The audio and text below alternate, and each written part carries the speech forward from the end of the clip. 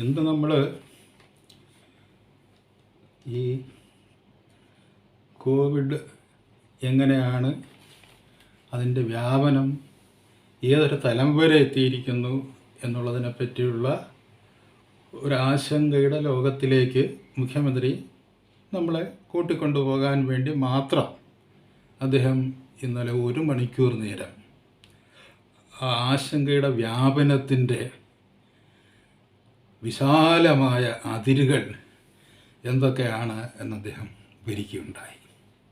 യഥാർത്ഥത്തിൽ ഈ കഴിഞ്ഞ ദിവസത്തെക്കാളും വ്യത്യസ്തമായി അദ്ദേഹം ഇപ്പോൾ സ്വീകരിച്ചിരിക്കുന്ന ഈ സമീപനത്തിൽ ആളുകളെ ടെററൈസ് ചെയ്യുക എന്ന് പറയുന്നൊരു ഉദ്ദേശം കൃത്യമായും അതിലുണ്ടെന്നാണ് മനസ്സിലാക്കേണ്ടത്.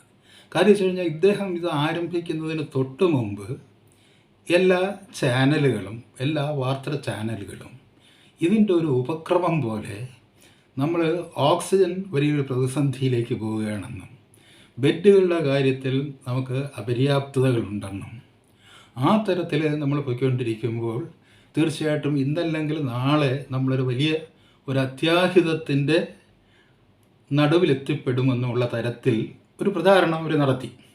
അപ്പോൾ അത് ഒരു കൃത്യമായിട്ട് ഒരു ഗവൺമെൻറ് ഒഫീഷ്യലായിട്ടുള്ള ഒരു വെർഷൻ സ്വീകരിച്ചുകൊണ്ട് അവർ മുൻകൂട്ടി എറിയുന്നൊരു ഏറാണ്. കാര്യം വെച്ച് കഴിഞ്ഞാൽ അവർക്ക് തീർച്ചയായിട്ടും ഈ പിണറായി വിജയൻ്റെ പ്രസ്ഥാനത്തോടും പിണറായി വിജയൻ നയിക്കുന്ന ഗവൺമെൻറ്റിനോടുമൊക്കെ കടുത്ത കമ്മിറ്റ്മെൻ്റ് ഉണ്ട്. കമ്മിറ്റ്മെൻ്റ് എന്ന് പറഞ്ഞാൽ വേറെ നിൻ്റെ അല്ല, രാഷ്ട്രീയമായ കമ്മിറ്റ്മെൻ്റ് അല്ല. ഇപ്പോഴത്തെ രാഷ്ട്രീയം എന്ന് പറയുന്നത് പണാധിഷ്ഠിതമാണ് എന്നുള്ളത് കൊണ്ട് ഓരോ ചാനലിനും ആ ചാനൽ മുതലാളിക്കും പബ്ലിക് ട്രഷറിയിൽ നിന്ന് കിട്ടിയ കോടിക്കണക്കിന് പണം അത് കണക്കാക്കുമ്പോൾ അവർ പിണറായിക്ക് വേണ്ടി സംസാരിക്കാൻ ബാധ്യസ്ഥരാണ്.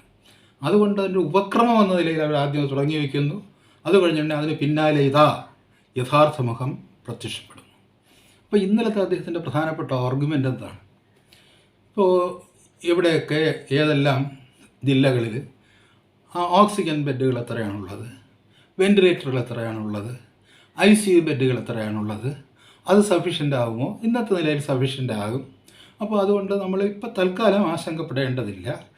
ഇങ്ങനെ ഇത്രയും വിവരിച്ച് കേൾക്കുമ്പോൾ നമ്മൾ മനസ്സിലാക്കേണ്ടത്, ഇപ്പോൾ കൊല്ലം ജില്ലാ ആശുപത്രി ഉൾപ്പെടെയുള്ള ആശുപത്രിയിൽ ഈ ജനങ്ങൾ തള്ളിക്കയറിക്കൊണ്ടിരിക്കുകയാണ്. തള്ളിക്കയറിക്കൊണ്ടിരിക്കുമ്പോൾ ഒരു ബുദ്ധിമുട്ടെന്ന് പറഞ്ഞു കഴിഞ്ഞാൽ, ഇപ്പോൾ ഇന്നലെ തന്നെ അദ്ദേഹം ഒരു കാര്യം പറഞ്ഞു, വളരെ രസകരമായൊരു കാര്യമാണ്. അതായത് പേഷ്യൻ്റ് തന്നെ ഡോക്ടറാകണമെന്നാണ് അദ്ദേഹം പറഞ്ഞത്. അതായത് നിങ്ങൾക്ക് അത്ര വലിയ അസുഖങ്ങളൊന്നുമില്ല എന്നുണ്ടെങ്കിൽ നിങ്ങൾ ആശുപത്രിയിലേക്ക് പോകരുത്. ആശുപത്രിയിലുള്ള സ്ഥലം ഗുരുതരാവസ്ഥയിലുള്ളവർക്കാണ് എന്ന് പറഞ്ഞു കഴിഞ്ഞാൽ ഇതുവരെ ഇത്രയധികം ആളുകൾ തള്ളിക്കയറി ഈ ICU ബെഡുകളും ഓക്സിജൻ ബെഡുകളും വെൻറ്റിലേറ്ററുകളും ഒക്കെ കൈയടക്കുമെന്നുള്ളൊരു ഭീതിജനകമായ അന്തരീക്ഷം ഉണ്ടായിരുന്നെങ്കിൽ ഇൻഡിസ്ക്രിമിനേറ്റ് അഡ്മിഷൻ ഓഫ് പേഷ്യൻസ് എന്ന് പറയുന്ന ഒരു കൃത്യം കേരളത്തിൽ നടന്നിരിക്കുന്നു. ഇൻഡിസ്ക്രിമിനേറ്റ് എന്ന് പറഞ്ഞ് ഇംഗ്ലീഷിലൊരു പദമുണ്ട്. അതായത് യാതൊരു ഔചിത്യദീക്ഷയുമില്ലാതെ, യാതൊരു മാനദണ്ഡവുമില്ലാതെ, യാതൊരു വ്യവസ്ഥയുമില്ലാതെ നിങ്ങൾ ഒരു രോഗിയെയും പരിശോധിക്കാതെ ഒരു ടെസ്റ്റിൽ കാണിക്കുന്ന ഒരു അബദ്ധ റിസൾട്ടിൻ്റെ അടിസ്ഥാനത്തിൽ നിങ്ങൾ ആളുകളെ ആശുപത്രിയിലേക്ക് അഡ്മിറ്റ് ചെയ്യുകയും അവിടെ നിങ്ങളുടെ വ്യക്തിപരമായ സ്വാധീനം നിങ്ങൾ ഉപയോഗിക്കുകയും ആ തരത്തിൽ കടന്നുകൂടുകയും ചെയ്യുമ്പോഴേക്ക് സ്വാഭാവികമായും നമ്മളെല്ലാവരും ചെയ്യേണ്ടത് ആശുപത്രികളിലേക്ക് ആണെന്നൊരു ബോധം. നേരത്തെ ഈ ഫസ്റ്റ് ലൈൻ ട്രീറ്റ്മെൻറ്റ് സെൻ്ററും മറ്റുമൊക്കെ ഉണ്ടായിരുന്നപ്പോൾ പോലും അന്ന് പറഞ്ഞിരുന്നത് നിങ്ങൾ കഴിയുന്നതും വീടുകളിൽ കഴിയുക എന്നുള്ളതാണ്. പക്ഷേ ഇത് അദ്ദേഹം ഈ ഘട്ടത്തിൽ അത് മറന്നുപോയി. ഇന്നലെ അദ്ദേഹം ഓർമ്മിച്ചെടുക്കുകയാണ്. ഇന്നലെ സംഭവം ഗുരുതരം എന്നൊക്കെ ഉള്ളൊരു തരത്തിൽ വന്നിട്ട് കഴിഞ്ഞിട്ട് അദ്ദേഹം ഓർമ്മിച്ചെടുക്കുകയാണ്, ഞാൻ ചെയ്യുന്നത്, ഇവിടുത്തെ ഡോക്ടേഴ്സ് ചെയ്യുന്നത് ഇൻഡിസ്ക്രിമിനേറ്റ് ആയിട്ട് യാതൊരു തരത്തിലുള്ള വിവേചനബോധവുമില്ലാതെ ആരാണ് ഒരു ആശുപത്രിയിൽ അഡ്മിറ്റ് ചെയ്യപ്പെടാൻ അർഹൻ, ആരല്ല അർഹൻ എന്ന് തീരുമാനിക്കാതെ വരുന്നവരെ അകത്തോട്ട് കയറ്റും.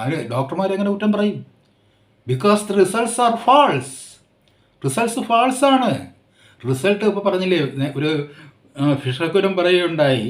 അതായത് ഈ ഒരു ബാഡ് റിസൾട്ട് എന്ന് പറയുന്നത് നോ റിസൾട്ടിനേക്കാളും അവമാനകരവും ഭീതിജനകവുമാണെന്നാണ് പറഞ്ഞത്. നിങ്ങളിപ്പോൾ ഒരു പരീക്ഷണം നടത്തി ഒരു ഫലം കണ്ടെത്തിയില്ല എന്ന് പറഞ്ഞാൽ നമുക്ക് സഹിക്കാം. പക്ഷേ ഒരു ബാഡ് റിസൾട്ട് എന്ന് പറഞ്ഞു കഴിഞ്ഞാൽ അത് നിങ്ങളെ തന്നെ നശിപ്പിക്കും, തെറ്റായ ഒരു റിസൾട്ട്. അപ്പോൾ തെറ്റായ റിസൾട്ടുകളുടെ ഒരു വൻ സംഖ്യ ഇവിടെ കുന്നുകൂടുമ്പോൾ പറഞ്ഞില്ലേ, ആ സമയത്ത് നിങ്ങൾ റിസൾട്ട് ഉണ്ടാക്കാതിരുന്നെങ്കിൽ ഞങ്ങൾക്ക് അത്രയും ആശ്വാസം ഉണ്ടാവുമായിരുന്നു. അപ്പോൾ a bad result is more detrimental than a no result എന്ന് അദ്ദേഹം പറഞ്ഞു. അപ്പോൾ ഇവിടെ സംഭവിച്ചുകൊണ്ടിരിക്കുന്നതാണ്. ബാഡ് റിസൾട്ടാണെന്നുണ്ടെങ്കിൽ ഇനി ഞാൻ തെളിവുകൾ എടുത്ത് പറയേണ്ട കാര്യമില്ല, ഞാൻ ഇന്ന് പിന്നീട് വിശദീകരിക്കാം. അപ്പോൾ ഇന്നലെ അദ്ദേഹം അതുകൊണ്ട് പറയുകയാണ്, നിങ്ങൾക്ക് രോഗമുണ്ടോ എന്നുള്ള കാര്യം നിങ്ങൾ തീരുമാനിക്കുക. നിങ്ങളെന്തായി പറയുന്നത്? ഡോക്ടർമാരുടെ ജോലി എന്താണ്? ഡോക്ടർമാർ എങ്ങനെ ഈ രോഗികളെ പരിശോധിക്കും? ഡോക്ടർമാർ ആശുപത്രിയിൽ ചെല്ലുമ്പോൾ ഒരു പേഷ്യൻറ്റിനെ ഡയഗ്നോസ് ചെയ്യാൻ അവർക്ക് കഴിയില്ല. They are addressing A crowd. അവരൊരു ജനക്കൂട്ടത്തെ അഭിസംബോധന ചെയ്യുകയാണ്. ഒരു ജനക്കൂട്ടത്തെ അഭിസംബോധന ചെയ്യുമ്പോഴത്തേക്ക് ഡയഗ്നോസിസും ഈ ചികിത്സയൊന്നും നടക്കുകയില്ല. ആ തരത്തിലേക്ക് ആളുകളിങ്ങനെ തിരക്കി പറയുമ്പോഴത്തേക്ക് ഇനി മെഡിക്കൽ സ്റ്റുഡൻസിനെയും കൂടെ ഇറക്കി അവരും കൂടെ ഓരോ വെറ്റിൻ്റെ അടുത്തോട്ട് പോയിരുന്നും പറഞ്ഞ് കാര്യം നടക്കാൻ പറ്റൂ? എന്തൊക്കെ അബദ്ധങ്ങളാണ് വിളിച്ചു പറയുന്നത്. ഇങ്ങനെയൊന്നും അല്ല. കാര്യം വെച്ച് കഴിഞ്ഞാൽ the first thing, the preliminary thing, that means if you make test, ആ ടെസ്റ്റിൻ്റെ ആക്യുറസി തന്നെയാണ് പ്രധാന മാനദണ്ഡം. ആ ടെസ്റ്റിൻ്റെ ആക്യുറസിയിൽ നിന്ന് തെളിയുന്ന രോഗത്തിൻ്റെ തീവ്രതയ്ക്ക് അടിസ്ഥാനപ്പെടുത്തി നിങ്ങൾ രോഗികളെ അഡ്മിറ്റ് ചെയ്യുക. ഇവിടുത്തെ ടെസ്റ്റുകൾ അബദ്ധമാണ്, ടെസ്റ്റുകൾ വ്യാജമാണ്, ബോഗസാണ്. ടെസ്റ്റുകൾ പോലും നടത്താതെ എഴുതുന്ന സർട്ടിഫിക്കറ്റുകൾ വ്യാപകമായിട്ടിങ്ങനെ പ്രചരിച്ചുകൊണ്ടിരിക്കുകയാണ്. ഇതൊക്കെ നേരത്തെ ഞാൻ ഇന്നലെ പറഞ്ഞ കാര്യങ്ങളാണ്. അങ്ങനെ വരുമ്പോൾ എങ്ങനെയാണ് ഒരാളിൻ്റെ രോഗാവസ്ഥ എന്ന് ആ രോഗിയെ ചികിത്സിക്കാൻ ബാധ്യസ്ഥനായ ഈ ഡോക്ടർ അറിയുന്നത്? ഡോക്ടറുടെ കയ്യിൽ കൊടുക്കുന്നത് നിങ്ങളൊരു സർട്ടിഫിക്കറ്റാണ് കൊടുക്കുന്നത്. ആ സർട്ടിഫിക്കറ്റിൽ പ്ലസ് ഓർ മൈനസ് എന്നുള്ളൊരു വിവരമാണ് കിട്ടുന്നത്. അത് വെച്ചിട്ട് ഡോക്ടർ എന്ത് ചെയ്യാനാണ്?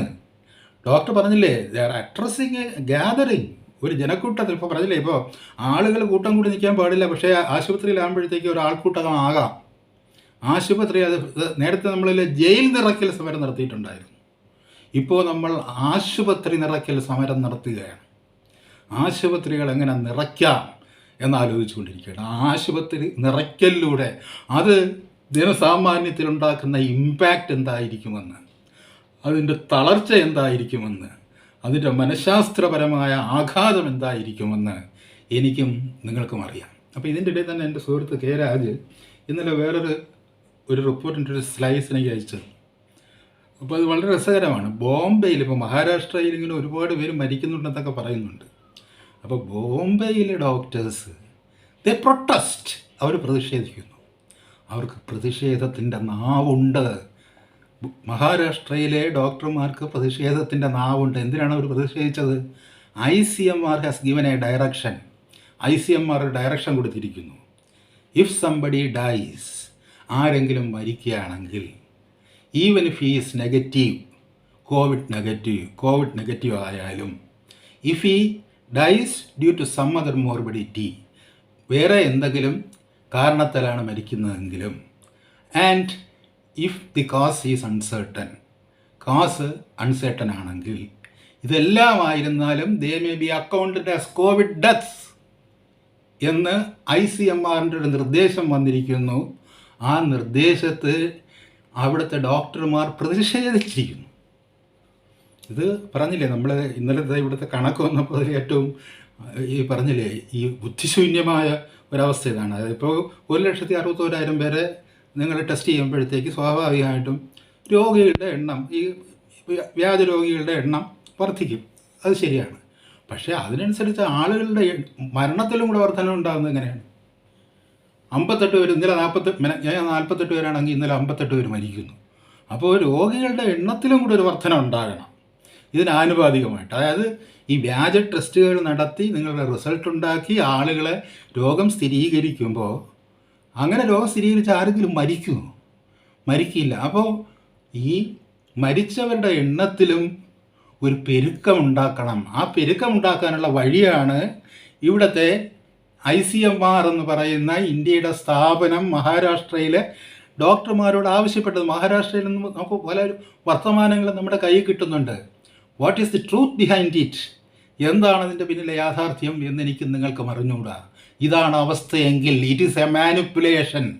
അവിടുത്തെ കണക്കുകൾ അപ്പാടെ വ്യാജമാണ്.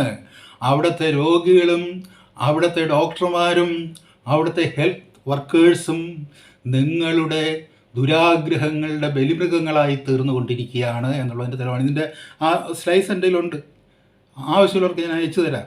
അതായത് ബോംബെ ന്യൂസ് എന്ന് പറയുന്ന അതിൽ അവർ പറഞ്ഞിരിക്കുകയാണ്, ബോംബെ ഡോക്ടേഴ്സ് പ്രൊട്ടസ്റ്റ്, അവർ പ്രതിഷേധിക്കുന്നു. ഈ പറഞ്ഞില്ലേ, ഇതിനെന്താ പറയുക? പിണറായി വിജയൻ ഇതിനെപ്പറ്റി എന്താണ് അഭിപ്രായമുള്ളത്? നിങ്ങളെങ്ങനെയാണ് മരണം സ്ഥിരീകരിക്കുന്നത്? നിങ്ങൾ മരണം സ്ഥിരീകരിക്കുന്നതിൻ്റെ മാനദണ്ഡം എന്താണ്? 58 പേർ മരിച്ചു എന്ന് പറഞ്ഞതിൻ്റെ മാനദണ്ഡം എന്താണ് പ്രിയപ്പെട്ട മുഖ്യമന്ത്രി? വളരെ ലളിതമായിട്ടുള്ളൊരു ചോദ്യമാണ്. ഞാൻ രോഷാകുലനാകുന്നില്ല, ഞാൻ ഹൃദയവേദന കൊണ്ട് ചോദിക്കുകയാണ്. നിങ്ങൾ 58 പേർ ഇന്നലെ കോവിഡ് കൊണ്ട് മരിച്ചു എന്ന് പറയുമ്പോൾ ആ മരണം നിങ്ങൾ നിർണയിച്ചതിൻ്റെ മാനദണ്ഡം എന്താണ് എന്ന് നിങ്ങൾ വെളിപ്പെടുത്തുമോ? ICMR പറയുന്നതാണോ നിങ്ങളുടെ മാനദണ്ഡം? അങ്ങനെ പറയാൻ നിങ്ങൾക്ക് ഈ കേരളത്തിൻ്റെ നെഞ്ചിൽ കയറി നിന്ന് നിങ്ങൾക്ക് അങ്ങനെ പറയാൻ കഴിയുമെങ്കിൽ തീർച്ചയായിട്ടും ഞാൻ നിങ്ങളുടെ സ്ഥാനത്ത് കാണുന്നത് ചിറകുകളില്ലാത്ത ഒരു കഴുകനെയാണ്. ചിറകുകളില്ലാത്ത ഒരു കഴുകന് മാത്രമേ ഇങ്ങനെ മനുഷ്യ ശബ്ദത്തിൽ സംസാരിക്കാനാവൂ എന്ന് ഞാൻ കരുതുന്നു. നിങ്ങളങ്ങനെ പറയുമെന്ന് ഞാൻ കരുതുന്നില്ല. മനുഷ്യജന്മം ജനിച്ചവരാരും അങ്ങനെ പറയുമെന്ന് കരുതില്ല. കാര്യം വെച്ച് കഴിഞ്ഞാൽ ഒരു മരണം നടന്നു കഴിഞ്ഞാൽ നമ്മൾ ആദ്യം അന്വേഷിക്കുക എങ്ങനെയാണ് മരിച്ചത് എന്നുള്ളതാണ്. അപ്പോൾ ഇത് നേരത്തെ പറഞ്ഞൊരു ബയസ്ഡ് ആയിട്ടുള്ളൊരു തിയറി ഉണ്ടാക്കി വെച്ചിട്ട് ഒരു മരണം നടക്കുകയാണെങ്കിൽ ഇത് മൂലമാണ് മരണം ഉണ്ടായത് എന്ന് മുൻകൂട്ടി പറയുന്നൊരു വ്യവസ്ഥ ഉണ്ടാക്കുക, ആളുകളിൽ സാർവത്രികമായ പരിഭ്രാന്തി പരത്തുക, അതിൻ്റെ സൈക്കോളജിക്കൽ റിപ്പർക്കഷൻസ് കൊണ്ട് ആളുകൾ ഈ പറഞ്ഞതുപോലെ ഈ ഒരു സോഷ്യൽ ഹലൂസിനേഷൻ എന്ന് പറയുന്ന രീതിയിൽ ആൾക്ക് തലവേദനയും പനിയും ശരീരവേദനയൊക്കെ ധാരാളമായിട്ട് ഉണ്ടായിക്കൊണ്ടിരിക്കുകയാണ്. അത് ഇത്രയും വരുമ്പോഴത്തേക്ക് സ്വാഭാവികമായിട്ട് ആൾക്ക് ഉണ്ടാകും. It's A hallucination. അത് നമ്മൾ ഫിസിക്കലായിക്കൊള്ളണമെന്നില്ല, മെറ്റബോളിക്കലായിക്കൊള്ളണമെന്നില്ല, പക്ഷേ അത് പിന്നീട് മെറ്റബോളിക്കലായിക്കൊള്ളാം. അതുകൊണ്ട് ഞാൻ പറയുന്നത്, നമ്മൾ നമ്മുടെ അറിവില്ലായ്മയ്ക്ക് ഗോപുരങ്ങൾ പണിയാനും ജനങ്ങളെ ഭീഷണിപ്പെടുത്താനും വേണ്ടി എല്ലാ ദിവസവും വൈകുന്നേരം 1 മണിക്കൂർ ദുരുപയോഗപ്പെടുത്തുമ്പോൾ നിങ്ങൾ ഓർക്കുക ഇത് അരുതാത്തതാണ്. ഞാൻ കഠിനമായ വാക്കുകൾ ഉപയോഗിക്കുന്നില്ല. നിങ്ങൾക്കിണങ്ങിയ കഠിനമായ വാക്കുകൾ മലയാളത്തിൽ ഇല്ല എന്നുള്ളത് കൊണ്ട്, ഞാൻ പഠിച്ച ഒരു ഭാഷയിലും ഇല്ല എന്നുള്ളത് കൊണ്ട് ഞാൻ കഠിനമായ വാക്കുകൾ ഉപയോഗിക്കുന്നില്ല. നിങ്ങളത് ചെയ്തുകൂടാത്തതാണ്. ഇന്നലത്തെ നിങ്ങളുടെ പ്രഥമ ലക്ഷ്യം എന്ന് പറഞ്ഞത്, ഒരു ദിവസം നിങ്ങൾ ഈ പറഞ്ഞില്ലേ ഇലക്ഷൻ്റെ കണക്കുകൾ പറയാൻ വേണ്ടി ഒരു പ്രസ് കോൺഫറൻസ് വിളിക്കുന്നു. അതിന് മുന്നോടിയായിട്ടൊരു 3 മിനിറ്റ് നേരം ഇതിൻ്റെ കണക്കുകൾ പറഞ്ഞതിന് ശേഷം ഇന്നലെ വളരെ ഡീറ്റെയിൽഡായിട്ട് മുഴുവൻ സംസാരിക്കുന്നത് എവിടെ നിന്നൊക്കെ ആരൊക്കെയാണ് പൈസ നിങ്ങൾക്ക് അയച്ചു തന്നിട്ടുള്ളത്, അത് നിങ്ങളെ സംബന്ധിച്ചിടത്തോളം വളരെ പ്രധാനമാണ്. അതല്ലാതെയുള്ള ഒരുപാട് വരുമാനങ്ങൾ നിങ്ങൾക്കുണ്ട്, ഒരുപാട് വിൽപ്പനകൾ നടക്കുന്നുണ്ട്, കള്ളക്കച്ചവടങ്ങൾ നടക്കുന്നുണ്ട്, അതിലേക്ക് ഞാൻ പിന്നീട് വരാം. പക്ഷേ നിങ്ങൾ എന്തിന് ആളുകളെ ഇങ്ങനെ ഭയപരവശരാക്കുന്ന തരത്തിൽ വളരെ കൃത്യമായ ഒരു ഡിസൈനോടുകൂടി നമ്മൾ നടത്തുന്ന ടെസ്റ്റ് ഇതാണ് എന്ന് പറയുക, ഈ ടെസ്റ്റിൻ്റെ ഗുണപ്രാപ്തി ഇതാണ് എന്ന് പറയുക, അതിൻ്റെ ക്രെഡിബിലിറ്റി ഇതാണ് എന്ന് ജനങ്ങളോട് പറയുക, ഇത് നമ്മൾ എത്രമാത്രം സീരിയസ് ആയിട്ട് എടുക്കണം എന്ന് ജനങ്ങളോട് പറയുക, അത് പറയാനുള്ള സാമാന്യ മര്യാദയില്ലാത്തൊരു മുഖ്യമന്ത്രി കൊട്ടത്താപ്പിന് 1,61,000 62,000 ടെസ്റ്റുകൾ ഞാൻ നടത്തിയിരിക്കുന്നത്. ഏതെല്ലാം ഇനത്തിലുള്ള ടെസ്റ്റുകൾ, ഏതെല്ലാം വകുപ്പിലുള്ള ടെസ്റ്റുകൾ, എവിടെയെല്ലാം നടത്തിയ ടെസ്റ്റുകൾ, ആരെല്ലാം നടത്തിയ ടെസ്റ്റുകൾ, നിങ്ങൾക്ക് പറയാമോ? ഇതിൽ ഒരു ടെസ്റ്റെങ്കിലും വാലിഡ് ആണെന്ന് നിങ്ങൾക്ക് ഈ പറഞ്ഞില്ലേ നിങ്ങളുടെ ശാസ്ത്രജ്ഞന്മാരെ മുൻനിർത്തിക്കൊണ്ട് ജനങ്ങളോട് പറയാൻ കഴിയുമോ? കഴിയില്ല ശ്രീ പിണറായി വിജയ, നിങ്ങൾക്ക് കഴിയില്ല. നിങ്ങൾ ചെയ്യുന്നത് എന്താണ്? അതിൻ്റെ ഞാൻ നേരത്തെ പറയുന്നത് പോലെ അതിൻ്റെ വ്യാപ്തി നിങ്ങളറിയുന്നില്ല. അതായത് മറ്റുള്ളവരിൽ നിന്ന് ഒരു ദുരാഗ്രഹബോധത്തിൻ്റെ പേരിൽ നമ്മൾ കൈപ്പറ്റിയ പണം, ആ പണത്തോടുള്ള പ്രതിബദ്ധത തീർക്കാൻ വേണ്ടി ഈ ടെസ്റ്റുകൾ ജനങ്ങളുടെ മേൽ പ്രയോഗിക്കുമ്പോൾ ജനങ്ങൾ എന്തായിത്തീരുമെന്ന്, രാജ്യം എന്തായിത്തീരുമെന്ന് ആലോചിക്കുന്ന ഒരു ഭരണകർത്താവാണ് നിങ്ങളെങ്കിൽ നിങ്ങൾ ആ കമ്മിറ്റ്മെൻറ്റിനെ മുറിച്ച് കളയുക. അതിൽ നിങ്ങളുടെ രക്തമൊഴുകിയാലും ഈ കമ്മിറ്റ്മെൻറ്റിൽ നിന്ന് ഞാൻ പിന്മാറുന്നു, നിങ്ങളുടെ കാശ് ഞാൻ മടക്കിത്തരാമെന്ന് പറയുക. അതിനു പകരം ഇതെല്ലാം ജനങ്ങളുടെ തലയിൽ അടിച്ചേൽപ്പിച്ച് ഈ തരത്തിൽ ആശുപത്രി നിറയ്ക്കൽ പ്രസ്ഥാനവുമായി മുന്നോട്ട് പോകാനാണ് നിങ്ങളുടെ തീരുമാനമെങ്കിൽ തീർച്ചയായിട്ടും അതിനായിട്ടാണ് നിങ്ങൾ പത്രസമ്മേളനം വിളിച്ചു കൂട്ടുന്നതെങ്കിൽ, ഞാൻ പറഞ്ഞില്ലേ, ഞാനിവിടുത്തെ മാധ്യമ പടയോർത്ത് ലജ്ജിക്കുന്നു. ചരിത്രത്തിൽ ഇത്രയും നികൃഷ്ടമായ, ചരിത്രത്തിൽ ഇത്രയും വിവരശൂന്യമായ, ഇത്രയും സംസ്കാരശൂന്യമായ മാധ്യമപ്രവർത്തനം നടത്തിയ പ്രവർത്തകരുടെ കാലം ഒരിക്കലും ഉണ്ടായിട്ടില്ല. ഒരു ഹിറ്റ്ലർക്ക് കുഴലൂതാനൊരു പക്ഷേ ചില മാധ്യമപ്രവർത്തകർ തയ്യാറായെന്നിരിക്കും. അത് അവരുടെ കഴുത്ത് നഷ്ടപ്പെട്ടു പോകുമെന്നുള്ളൊരവസ്ഥയിലായിരിക്കും. പക്ഷേ ഇവിടെ അങ്ങനെ ആർക്കും അങ്ങനെ പെട്ടെന്ന് വന്ന് കഴുത്തൊന്നും കണ്ടിച്ചുകൊണ്ട് പോകാൻ പറ്റില്ല. എന്നിട്ടും മുതലാളിക്ക് കൊടുത്ത ആ കൈക്കൂലിയുടെ നന്ദി പ്രകടിപ്പിക്കാൻ വേണ്ടി വളരെ റെലവൻ്റായിട്ടുള്ള ചോദ്യങ്ങൾ, അത് ചില പത്രങ്ങളിൽ തന്നെ റിപ്പോർട്ട് ചെയ്ത് വന്നതാണ്. ഇതെല്ലാം ബോഗസ് ടെസ്റ്റാണ്, ടെസ്റ്റ് നടത്താതെ സർട്ടിഫിക്കറ്റുകൾ എഴുതുകയാണ്, ഗവൺമെൻറ് ഹോസ്പിറ്റൽസിൽ തന്നെ ഇത് നടന്നുകൊണ്ടിരിക്കുകയാണ് എന്ന് ന്യൂ ഇന്ത്യൻ എക്സ്പ്രസ് പത്രം റിപ്പോർട്ട് ചെയ്യുമ്പോൾ നിങ്ങൾ ഒരു മെഡിക്കൽ ബുള്ളറ്റിൻ പുറപ്പെടുവിക്കുവാൻ ബാധ്യസ്ഥമാണ്. ഈ റിപ്പോർട്ട് തെറ്റിദ്ധാരണജനകം. അമേരിക്കയിൽ അവരങ്ങനെയാണ്. അമേരിക്കയിൽ ഇപ്പോൾ സോഷ്യൽ മീഡിയയിൽ ഈ തരത്തിൽ ഗവൺമെൻറ്റിൻ്റെ എന്തെങ്കിലും നയത്തെ വിമർശിച്ചുകൊണ്ട് ഒരു ചെറിയ കുറിപ്പ് കണ്ടു കഴിഞ്ഞാൽ AFPയും റോയിട്ടറും BBC-യും എല്ലാം കൂടി കൂട്ടം ചേർന്ന് സംഘടിതമായൊരു ആക്രമണം നടത്തി അതൊരു ഫാൾസ് പ്രൊപ്പഗൻഡയാണെന്ന് പറയാൻ ആ തരത്തിലുള്ള ഒരു മര്യാദയെങ്കിലും അവർ ഈ കാശ് തരുന്നവരോട് കാണിക്കുന്നുണ്ട്. ഇവിടെ നിങ്ങൾ നിശബ്ദരായിരിക്കുകയാണ്. നിങ്ങൾക്ക് നാവില്ല. കണ്ണും മൂക്കും നാവും നഷ്ടപ്പെട്ട് എല്ലാ ദിവസവും ആളുകളുടെ മുമ്പിൽ വന്ന് നിന്ന് എന്തൊക്കെയോ വിളിച്ചു പറയുകയും ആർക്കൊക്കെയോ വേണ്ടി സംസാരിക്കുകയും ചെയ്യുന്ന, ഞാൻ പറയട്ടെ, മനുഷ്യൻ്റെ എല്ലാ സദ്ഗുണങ്ങളും നഷ്ടപ്പെട്ടു പോയ ഒരു പരമ്പരയുടെ ഏറ്റവും അടിത്തട്ടിലെ ഏറ്റവും നീചമായ ഒരു അസ്തിത്വത്തിൻ്റെ രൂപമായിട്ട് നിങ്ങൾ മാറിയിരിക്കുകയാണ്.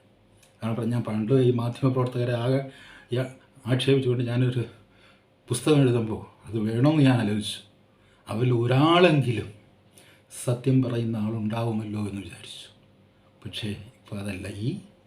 ഇന്നലെ ഇദ്ദേഹം കാണിച്ച ഈ അഭ്യാസം, ആ അഭ്യാസത്തിൻ്റെ പിന്നിലെ ഉദ്ദേശവും സതുദ്ദേശവും ദുരുദ്ദേശവുമൊക്കെ വളരെ പകൽ വെളിച്ചം പോലെ വ്യക്തമായിരിക്കെ അതിൽ സ്പർശിക്കാതെ എന്ത് ഭവ്യതയോടാണ് ചോദ്യങ്ങൾ ചോദിക്കുന്നത്. ഓക്സിമീറ്റർ കരിഞ്ചന്തയിലായി കഴിഞ്ഞിരിക്കുന്നു. ഓക്സിമീറ്റർ മാത്രമല്ല, നിങ്ങളുടെ വ്യാജ ടെസ്റ്റ് കരിഞ്ചന്തയിലാണ് വിൽക്കുന്നത്. അല്ലെങ്കിൽ അങ്ങനെ അത് 1700 രൂപയ്ക്ക് വിൽക്കും. അത് കരിഞ്ചന്ത അല്ലെങ്കിൽ നിങ്ങൾ പറയുന്നു അതിൻ്റെ വില 500 രൂപയാണ്. 500 രൂപ വിലയുള്ള ഒരു ടെസ്റ്റ് 1700 രൂപയ്ക്ക് വിൽക്കുമ്പോൾ അത് കരിഞ്ചന്തയല്ലേ? കരിഞ്ചന്തയല്ല നിങ്ങൾക്ക് പറയാൻ പറ്റുമോ?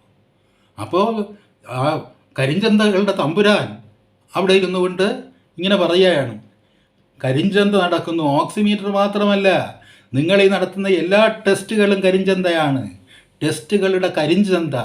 ടെസ്റ്റുകളുടെ കരിഞ്ചന്തയിലാണ് നമ്മൾ ജീവിച്ചു കൊണ്ടിരിക്കുന്നത് എന്നുള്ളത് കൊണ്ട് ഒരു ബ്ലാക്ക് മാർക്കറ്റിയർ എന്ന് പറയുന്ന ഒരു പദവി പിടിച്ചെടുത്ത് അതിൻ്റെ മുകളിലിരുന്നു കൊണ്ടാണ് നിങ്ങൾ ഈ സാരോപദേശം ജനങ്ങൾക്ക് നൽകുന്നത് എന്നുള്ളത് കൊണ്ട് ഓക്സിമീറ്റർ മാത്രമല്ല, വാക്സിനേഷൻ മാത്രമല്ല, ടെസ്റ്റ് കിറ്റുകളാണ് പ്രാഥമികമായും കരിഞ്ചന്തയിൽ വിൽക്കുന്നത്.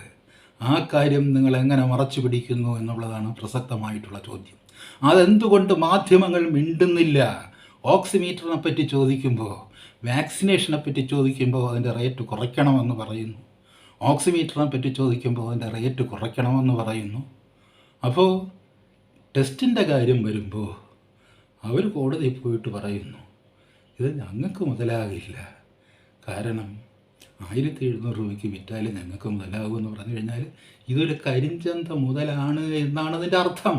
അതാണ് ഇവിടെ സംഭവിച്ചു കൊണ്ടിരിക്കുന്നത്. അപ്പോൾ ഞാൻ പറഞ്ഞുകൊണ്ട് വന്ന ഒരു പ്രധാനപ്പെട്ട കാര്യം ഇതാണ്. ഇന്നത്തെ അവസ്ഥയിൽ You cannot have personal attention and treatment and diagnosis. It is something impossible. അത് നടക്കുകയില്ല. കാര്യം ഒരാൾക്കൂട്ടത്തെ ഒരിക്കലും ഒരു ഡോക്ടർക്കും പരിശോധിക്കാനാവില്ല. ഡോക്ടർമാരുടെ എണ്ണം നിങ്ങൾ എത്ര കൂട്ടിയാലും, ഈ ലോകം മുഴുവനുമുള്ള എല്ലാ ഡോക്ടർമാരെയും വിളിച്ചു കൊണ്ടുവന്നാലും, എല്ലാ ആശുപത്രി ബെഡിലും 2 ഡോക്ടർമാരെ നിങ്ങൾ നിയോഗിച്ചാലും നിങ്ങൾക്ക് ഒരു കൃത്യമായിട്ടുള്ള ഡയഗ്നോസിസ് നടക്കില്ല. കാരണം ഡയഗ്നോസ് ചെയ്തിരിക്കുന്നത് അതിൻ്റെ ആദ്യത്തെ പടിയായിട്ടുള്ള ടെസ്റ്റ് അസംബന്ധവും മനുഷ്യത്വരഹിതവും, ഞാൻ പറഞ്ഞില്ലേ, അത് ശരിക്കും പറഞ്ഞു കഴിഞ്ഞാൽ ഭ്രാന്തവുമായ ഒരു അക്രമമാണ് എന്നുള്ളത് കൊണ്ട് അതിനെ തുടർന്ന് വരുന്ന ഒരു പരിശോധന അതിനെ വലിച്ചു കീറി എറിഞ്ഞുകൊണ്ടുള്ളതല്ലാതെ ഒരിക്കലും ഒരു ഡോക്ടർക്കും ഒരു രോഗിയെയും ഡയഗ്നോസ് ചെയ്യാൻ കഴിയുകയില്ല. അപ്പോൾ അതിൻ്റെ കൂട്ടത്തിൽ ഞാൻ പറയാൻ ഉദ്ദേശിക്കുന്ന വേറൊരു പ്രധാനപ്പെട്ട കാര്യം എന്ന് പറയുന്നത്, ഇപ്പോൾ ഇന്ന് കൊല്ലത്തുള്ളൊരു ചെറുപ്പക്കാരൻ്റെ, കൊല്ലമാണ് എന്നാണ് എൻ്റെ ഓർമ്മ, കൊല്ലം തന്നെ ആണെന്ന് ഞാൻ കരുതുന്നു, ഒരു യങ് ആയിട്ടുള്ള 30 വയസ്സുകാരൻ്റെ മരണം റിപ്പോർട്ട് ചെയ്ത് വന്നിട്ടുണ്ട്. അദ്ദേഹത്തിന് ജലദോഷവും പനിയും ഉണ്ടായിരുന്നു. ജലദോഷവും പനിയുമായിട്ട് അദ്ദേഹത്തെ ആശുപത്രിയിൽ അഡ്മിറ്റ് ചെയ്തു. ആശുപത്രിയിൽ അഡ്മിറ്റ് ചെയ്ത് കഴിഞ്ഞാൽ സാധാരണത്തിൽ എന്താ ചെയ്യുക? ഈ ജലദോഷത്തിൻ്റെയും പനിയുടെയും സ്വഭാവം എന്താണ് എന്നുള്ളതിൻ്റെ പരിശോധന നടത്തണം. പക്ഷേ ഡോക്ടേഴ്സ് പറഞ്ഞ് നിങ്ങളിത് ചെറിയൊരു ജലദോഷവും പനിയുമാണ്, നിങ്ങൾ വീട്ടിൽ പോയിക്കോളൂ. വീട്ടിൽ പോയിട്ട് നിങ്ങളുടെ ഓക്സിജൻ ലെവൽ താഴോട്ട് പോവുകയാണെങ്കിൽ മാത്രം നിങ്ങൾ ഇങ്ങോട്ട് വന്നാൽ മതി എന്ന് പറഞ്ഞു. അപ്പോൾ ഈ ഓക്സിജൻ ലെവൽ താഴോട്ട് പോവുക എന്ന് പറയുന്ന ഒരു പ്രക്രിയയാണ് ഇതിൽ പരമപ്രധാനമായിട്ടുള്ളതെന്നും, ഈ ഓക്സിജൻ ലെവൽ താഴോട്ട് പോകുന്നതിന് ആസ്പദമായ കാരണങ്ങളെപ്പറ്റി ഡോക്ടർമാർ അറിയണ്ട എന്നുമുള്ള ഒരു തീരുമാനം ഇവിടെ ഉണ്ടായിരിക്കും. ഓക്സിജൻ ലെവൽ താഴോട്ട് പോകുന്നതിന് പല കാരണങ്ങളുമുണ്ട്. ഇപ്പോൾ പിയാസ് എന്ന് പറയുന്ന ഡോക്ടർ അതിൻ്റെ കാരണങ്ങളെപ്പറ്റി പറയുമ്പോൾ ലോവറിങ് ഓഫ് ഓക്സിജൻ ലെവൽ, ഹൈപ്പോക്സിമിയ നമുക്കെല്ലാവർക്കും അറിയാവുന്നതാണ്. ബ്ലഡിൽ ഓക്സിജൻ്റെ ലെവൽ താണു പോകുന്ന ഒരു രോഗമാണ്. അത് നമ്മളെ ബ്രെയിനെ എഫക്റ്റ് ചെയ്യും, നമ്മൾ ബാധിക്കും. അപ്പോൾ അതിൻ്റെ ഒരു തുടക്കമാണെങ്കിൽ അങ്ങനെ സംഭവിക്കാം. പക്ഷേ ഒരു ജലദോഷവും പനിയും വന്നുകൊണ്ട് നിങ്ങൾക്ക് ഹൈപ്പോക്സിമിയ ആണെന്ന് പറയാനൊന്നും പറ്റില്ല. പിന്നെ വരുന്നത് ഹൈപ്പോക്സിമിയ ഉള്ളവർക്ക്, ആസ്മയുള്ളവർക്ക്. ആ ഡോക്ടർ പറയാണ്, നമ്മുടെ ഇടയിൽ ആസ്മയുള്ള ഒരുപാട് പേരുണ്ട്, യങ് ആയിട്ടുള്ള ഒരുപാട് പേരുണ്ട്.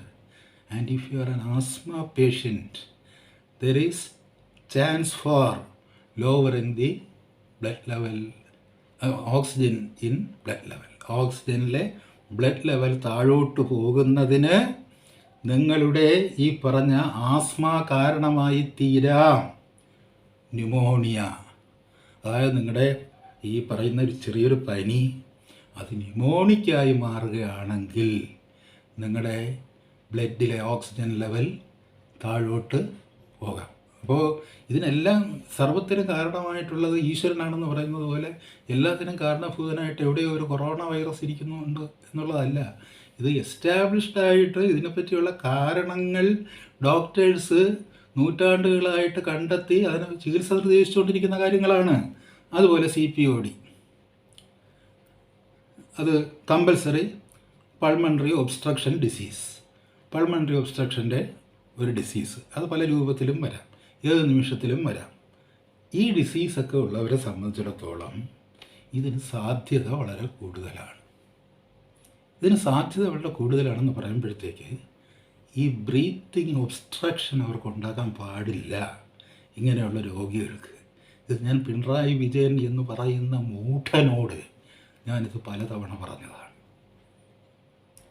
അവർ ഈ എപ്പോഴും ഇതും വലിച്ചു കെട്ടിക്കൊണ്ട് നടക്കാൻ പാടില്ല. അങ്ങനെ ചെയ്താൽ അതിൽ വലിയ അപകടങ്ങൾ ഉണ്ടാകുമെന്ന്. അപ്പോൾ അതൊക്കെ പോട്ടെ. അത് കഴിഞ്ഞിട്ട് ഇദ്ദേഹം പറയുന്നു, ഇഫ് യു ആർ അനീമിക്, അപ്പോൾ നിങ്ങളുടെ ശരീരത്തിലെ ബ്ലഡിൻ്റെ റേറ്റ് കുറവാണെങ്കിൽ അതിലും ഓക്സിജൻ്റേതായിട്ടുള്ള ഒരു റിഡക്ഷൻ ഉണ്ടാകാം. പിന്നെ lung and nasal problems or mucus. Mucus നമുക്കറിയാമല്ലോ. Mucus lung and nasal problems. ലങ്ങും നേസൽ പ്രോബ്ലംസും മ്യൂക്കസും ഈ തരത്തിൽ ബ്ലഡിൽ ഓക്സിജൻ റേറ്റ് കുറവാകുന്നതിന് ഒരു കാരണമാകും. അദ്ദേഹം അത് വിശദീകരിക്കുന്നുണ്ട്. Additionally, people who have nasal blockage may have difficulty in breathing. ഒരു നേസൽ ബ്ലോക്കേജ് ഉള്ള ഒരാൾക്ക് ബ്രീത്തിങ്ങിൽ ഡിഫിക്കൽറ്റി ഉണ്ടാകും. എങ്ങനെയാണ് നേസൽ ബ്ലോക്കേജ് ഉണ്ടാകുന്നത്? നിങ്ങൾ നാസിക മൂടിക്കെട്ടി വയ്ക്കുമ്പോഴത്തേക്ക്, നിങ്ങളുടെ നോസ് നിങ്ങൾ മൂടിക്കെട്ടി വയ്ക്കുമ്പോഴത്തേക്ക് there is a nasal blockage. Nasal blockage ഉള്ളവർക്ക് ഇത് സംഭവിക്കുമെന്നാണ് ഡോക്ടർ പറയുന്നത്, ഞാൻ പറയുന്നതല്ല. അനുഭവ സമ്പന്നരായ 30 വർഷത്തോളം ഈ കാര്യങ്ങൾ കൈകാര്യം ചെയ്തുകൊണ്ടിരിക്കുന്ന പൾമണറി ഡിസീസിനെ പറ്റി പഠിച്ചുകൊണ്ടിരിക്കുന്ന ഒരു ഡോക്ടർ പറയുന്നു, നിങ്ങൾക്ക് ഒരു നേസൽ ബ്ലോക്കേജ് ഉണ്ടാകുകയാണെങ്കിൽ ഇന്നല്ലെങ്കിൽ നാളെ നിങ്ങളുടെ രക്തത്തിലെ ഓക്സിജൻ അളവ് താഴോട്ട് പോകും. അതിൽ പിണറായി വിജയനെന്നോ ഞാനെന്നോ ഉള്ള വ്യത്യാസമൊന്നുമില്ല. മേയോ ക്ലിനിക്കിൽ പോയതുകൊണ്ട് അതിൽ യാതൊരു വ്യത്യാസവും ഉണ്ടാകാൻ പോകുന്നില്ല. നമ്മളിതിങ്ങനെ സ്ഥിരമായിട്ട് കെട്ടിക്കൊണ്ടിരുന്നാൽ, ഒരു നേസൽ ബ്ലോക്കേജ് ഉണ്ടായിക്കഴിഞ്ഞാൽ ബ്രീത്തിങ്, ഇൻഹലേഷനും എക്സലേഷനും അതിൻ്റെ റിഥം അനുസരിച്ച് നടക്കുന്നില്ല എന്നുണ്ടെങ്കിൽ, there's a rhythm for exhalation. ഇപ്പോൾ സിസ്റ്റോൾ ആൻഡ് ഡയസ്റ്റോളും നമ്മൾ പറയുന്നത് പോലെ അതുമായിട്ട് തന്നെ റിലേറ്റ് ചെയ്ത് വരുന്ന ഒരു എക്സലേഷനും ഇൻഹലേഷനും ഉണ്ട് ബ്രീത്തിങ്ങിന്. അതിനൊരു റിഥമുണ്ട്. ആ റിഥം എവിടെ വെച്ച് മുറിയുന്നോ അവിടെ വെച്ച് നമ്മുടെ രക്തത്തിലെ ഓക്സിജൻ്റെ അളവ് കുറഞ്ഞുകൊണ്ടിരിക്കും എന്നാണ് ഡോക്ടർ വളരെ വ്യക്തമായിട്ട് പറയുന്നത്. അതാണ് അദ്ദേഹം പറയുന്നത്. Who have nasal blockage may have difficulty in breathing though this is much less severe than lung disease. Lung ഡിസീസിന് അത്രത്തോളം സിവിയർ അല്ലെങ്കിൽ പോലും ഈ തരത്തിലൊരു നേസൽ ബ്ലോക്കേജ് ഉണ്ടാകുകയാണെന്നുണ്ടെങ്കിൽ അത് നിങ്ങളുടെ രക്തത്തിലെ ഓക്സിജൻ അളവ് കുറയുന്നതിന് കാരണമാകും. ഇപ്പം നിങ്ങൾ ഓക്സിമീറ്ററിന് വേണ്ടി പരക്കം പായുകയാണ് ജനങ്ങൾ. ഓക്സിമീറ്ററിന് വേണ്ടി പറഞ്ഞില്ലേ, നമ്മൾ ഈ മുഖം മൂടി വെച്ചതിന് ശേഷം 1.25 വർഷം കഴിയുമ്പോൾ ആളുകൾ ഓക്സിമീറ്റർ വേണ്ടി പരക്കം പായുമ്പോൾ സാർവത്രികമായി ശ്വാസതടസ്സങ്ങൾ ഉണ്ടാകുന്ന ഒരു സാഹചര്യം ഉണ്ടായിരിക്കുന്നു എന്നാണ് നമ്മൾ മനസ്സിലാക്കേണ്ടത്. എന്തുകൊണ്ട് ഈ ബ്ലഡിൽ ഓക്സിജൻ റേറ്റ് പണ്ടത്തെ കാലത്തുണ്ടായിരിക്കുന്നതിനേക്കാളും കൂടുതൽ പേർക്ക് കുറവായിക്കൊണ്ടിരിക്കുന്നു, വളരെ യങ്ങായിരിക്കുന്ന ആൾക്കാർക്ക് പോലും അത് കുറവായിക്കൊണ്ടിരിക്കുന്നു എന്നുള്ളതിൻ്റെ കാരണമാണ് നമ്മൾ കണ്ടെത്തേണ്ടത്. Why this happen so? അത് ഒരു കോറസ് ഇൻഫെക്ഷൻ കൊണ്ടാണോ? അല്ല, ഒരു കൊറോണ ഇൻഫെക്ഷൻ കൊണ്ടാണോ? അതല്ല, നിങ്ങൾ ഒരു നേസൽ ഒബ്സ്ട്രക്ഷൻ ഉണ്ടായി സ്ഥിരമായിട്ട് ഈ നേസൽ ഒബ്സ്ട്രക്ഷൻ വരുമ്പോഴത്തേക്ക് നിങ്ങളുടെ ഫ്രീ ആയിട്ടുള്ള ബ്രീത്തിങ്, ഇൻഹലേഷൻ ആൻഡ് എക്സലേഷൻ്റെ ആ റിഥം ബ്രേക്ക് ചെയ്തു പോകുമ്പോൾ ഉണ്ടാകുന്നതാണോ? അങ്ങനെയും ഉണ്ടാകാം സുഹൃത്തെ. ഇത് പറയുന്നത് ആരെയും ആക്ഷേപിക്കാൻ വേണ്ടിയല്ല, ജനങ്ങളുടെ ആരോഗ്യത്തിൽ ഉത്കണ്ഠയുള്ളതുകൊണ്ടാണ്. ഇതിൻ്റെ ആദ്യഘട്ടത്തിൽ തന്നെ ഞാൻ പറഞ്ഞു, നിങ്ങൾ ഈ 2ാം വേവിനെ പറ്റി പറയുമ്പോൾ പ്രധാനമായും ഇന്നലെ വരെ പറയാത്തൊരു കാര്യം നിങ്ങൾ പ്രൊജക്റ്റ് ചെയ്യുന്നുണ്ട്. നമുക്ക് കൂടുതൽ ഓക്സിജൻ സിലിണ്ടറുകൾ ആവശ്യമായി വരുന്നു, രക്തത്തിൽ ഓക്സിജൻ്റെ അളവ് കുറഞ്ഞു വരുന്നു. അതിൻ്റെ കാരണം എന്ത് എന്ന് ചോദിച്ചാൽ, there is nasal obstruction in breathing that has been introduced some 1.25 years back. 1.25 വർഷത്തിന് മുമ്പ് നമ്മുടെ രാജ്യത്ത് ഇൻട്രൊഡ്യൂസ് ചെയ്ത ഈ നേസൽ ബ്ലോക്കേജാണ് സാർവത്രികമായി ആളുകളുടെ രക്തത്തിൽ ഇതിൻ്റെ അളവ് കുറയുന്നതിന് കാരണം. വേറെയും ഒരുപാട് കാരണങ്ങളുണ്ട്. അത് വളരെ ക്രോണിക് ഡിസീസുള്ള പലർക്കും ഉണ്ടാകും. ഇങ്ങനെയുള്ളവർ, ഈ ആസ്മയുള്ളവരും COPD ഉള്ളവരൊന്നും ഇത് കെട്ടിക്കൊണ്ട് നടക്കരുതെന്ന് പറയുന്നുണ്ട്. ഇതാരെയും ആക്ഷേപിക്കാൻ വേണ്ടി പറയുന്നതല്ല പിണറായി വിജയ, ഇത് ശാസ്ത്രമായതുകൊണ്ട് പറയുന്നതാണ്. മനുഷ്യൻ്റെ ജീവന് തെല്ലെങ്കിലും നിങ്ങൾ വില കൽപ്പിക്കുന്നുണ്ടെങ്കിൽ ഇത് നിങ്ങളുടെ ജീവനെ സുരക്ഷിതത്വപ്പെടുത്തുകയല്ല. ഇന്നലെ ഒരാൾ മരിച്ചതിന് പ്രത്യേകിച്ച് കാരണങ്ങളില്ല. അയാൾക്ക് ഹൈപ്പോക്സിയ ഇല്ല, അയാൾക്ക് COPD ഇല്ല, അയാൾക്ക് ആസ്മ ഉണ്ടെന്ന് ആരും പറയുന്നില്ല. പക്ഷേ അയാൾക്ക് ജലദോഷം ഉണ്ടായിരുന്നു, പനി ഉണ്ടായിരുന്നു, നേസൽ ബ്ലോക്കേജ് ഉണ്ടായിരുന്നു, മ്യൂക്കസ് ഉണ്ടായിരുന്നു. അതുകൊണ്ട് അയാളുടെ രക്തത്തിലെ ഓക്സിജൻ്റെ അളവ് താഴോട്ട് പോയി, അയാൾ മരിച്ചു. അയാളൊരു ചിത്രം കൊടുത്തിട്ട് കോവിഡ് മരണക്കണക്കിൽ ഒന്നുകൂടി. കോവിഡ് എന്ത് ചെയ്ത്? ഇതൊന്നും അറിയാത്ത കൊറോണ വൈറസിനെ നമ്മൾ എന്തിനാണ് പറയുന്നത്? കൊറോണ വൈറസിനേക്കാളും ഭീകരനായ മറ്റൊരു വൈറസ് നമ്മുടെ ജീവിതത്തെ ഭരിച്ചുകൊണ്ടിരിക്കുമ്പോൾ തീർച്ചയായിട്ടും ഇത് സംഭവിക്കുകയാണ്. അപ്പോൾ അതുകൊണ്ട് ഇത് പറയുമ്പോൾ അങ്ങ് പുച്ഛത്തോടെ തള്ളിക്കളയുകയല്ല വേണ്ടത്. അതിനകത്ത് മെഡിക്കലായിട്ട് എന്തെങ്കിലും ഉണ്ടോ? ഇപ്പോൾ ഈ പറഞ്ഞില്ലേ ഹൈപ്പർ വെൻറ്റിലേഷൻ്റെ കാര്യം പറയുന്നുണ്ട്. എന്താണ് ഹൈപ്പർ വെൻറ്റിലേഷൻ എന്ന് പറയുന്നത്? നമ്മൾ കൂടുതലായിട്ട് ഇപ്പോൾ പറയുന്നത് നിങ്ങൾ N95 മാസ്കിന് പുറമെ വേറൊരു മാസ്കും കൂടെ കെട്ടണമെന്നൊക്കെ പിണറായി വിജയനെ വളരെ ലഘുവായിട്ടിരുന്നുകൊണ്ട് പറയാം. പക്ഷേ അത് എല്ലാവർക്കും അത് പറ്റില്ല. ബഹുമാനപ്പെട്ട പിണറായി, അങ്ങനെ പറ്റില്ല. കാര്യം വെച്ച് കഴിഞ്ഞാൽ ഹൈപ്പർ വെൻറ്റിലേഷൻ എന്ന് പറയുന്നത് നമ്മുടെ എക്സലേഷൻ വളരെ ഫ്രീക്വൻ്റായിട്ട് അങ്ങോട്ട് പോവുകയും അതിന് ഒപ്പിച്ച് ഇൻഹലേഷൻ നടക്കാതിരിക്കുകയും ചെയ്യുന്നൊരവസ്ഥയ്ക്കാണ് ഹൈപ്പർ വെൻറ്റിലേഷൻ എന്ന് പറയുന്നത്. അപ്പോൾ അതിന് തടസ്സം നിൽക്കുന്നത് എന്താണ്? നിങ്ങളെ മൂക്കിൽ ഇത് വരിഞ്ഞു കെട്ടിയിരിക്കുന്നത് കൊണ്ടാണ്. നിങ്ങൾ ഫ്രീ ആണെങ്കിൽ നിങ്ങൾ എക്സൈൽ ചെയ്യുന്നു, ഇൻഹെയിൽ ചെയ്യുന്നു, എക്സൈൽ ചെയ്യുന്നു, ഇൻഹെയിൽ ചെയ്യുന്നു. ഇത് വരിഞ്ഞു കെട്ടുമ്പോൾ നിങ്ങളിപ്പോൾ ശക്തിയോടെ നിങ്ങളെ മുഴുവൻ ശക്തി ഉപയോഗിച്ച് പുറത്തേക്ക് വായു തള്ളിവിടുന്നു. ആ തള്ളിവിടുന്നതിൽ കുറച്ച് കാർബൺ ഡൈ ഓക്സൈഡ് ട്രാപ്പ് ചെയ്ത് നിൽക്കുന്നു. പിന്നെ നിങ്ങളിത് ഉള്ളിലേക്ക് വലിച്ചെടുക്കുന്നത് വളരെ ശ്രമകരമായ അഭ്യാസമായി തീരുന്നു. നമുക്കിത് എപ്പോഴും അതങ്ങനെ ഫീൽ ചെയ്യണമെന്നില്ല. നിങ്ങൾ നിരന്തരമായിട്ടത് ഫീൽ ചെയ്യണമെന്നല്ല ഞാൻ പറയുന്നത്. ഇത് നമ്മുടെ ജീവിതത്തിൻ്റെ ഒരു രീതിയായി മാറുമ്പോൾ, ഒരു ശീലമായി മാറുമ്പോൾ, നമ്മുടെ ബ്രീത്തിങ് എക്സസൈസിനെ സംബന്ധിച്ചിടത്തോളം ഇതൊരു ശീലമായിട്ട് മാറുമ്പോൾ നമ്മുടെ ബ്രീത്തിങ്ങിനെ ഇത് ബാധിക്കും. ഇത് ബാധിച്ചാൽ അത് വളരെ വിദ്രോഹകരമായ ഒരു ബാധ ആയിത്തീരും. അതാണ് പറഞ്ഞത്. ഇപ്പോൾ എന്തിനു വേണ്ടിയാണ് ഓക്സിജൻ സിലിണ്ടറിന് വേണ്ടി നെട്ടോട്ടം ഓടുന്നത്?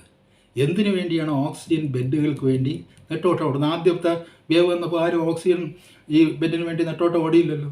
ഇപ്പോൾ എന്തുകൊണ്ടാണ് ഓക്സിജൻ സിലിണ്ടറിന് വേണ്ടി നെട്ടോട്ടം ഓടുന്നത്? പുതിയ ഇനം എവിടെ നിന്നെങ്കിലും ഇമ്പോർട്ട് ചെയ്ത് വന്ന് അതിൽ ഇങ്ങനെ അതിന് നിർബന്ധമുണ്ടോ ഈ തരത്തിൽ ശ്വാസതടസ്സം ഉണ്ടാക്കണം? അല്ല. നമ്മൾ പറഞ്ഞില്ലേ സ്വയം കൃതാനർത്ഥം എന്ന് മലയാളത്തിലൊരു പദമുണ്ട്.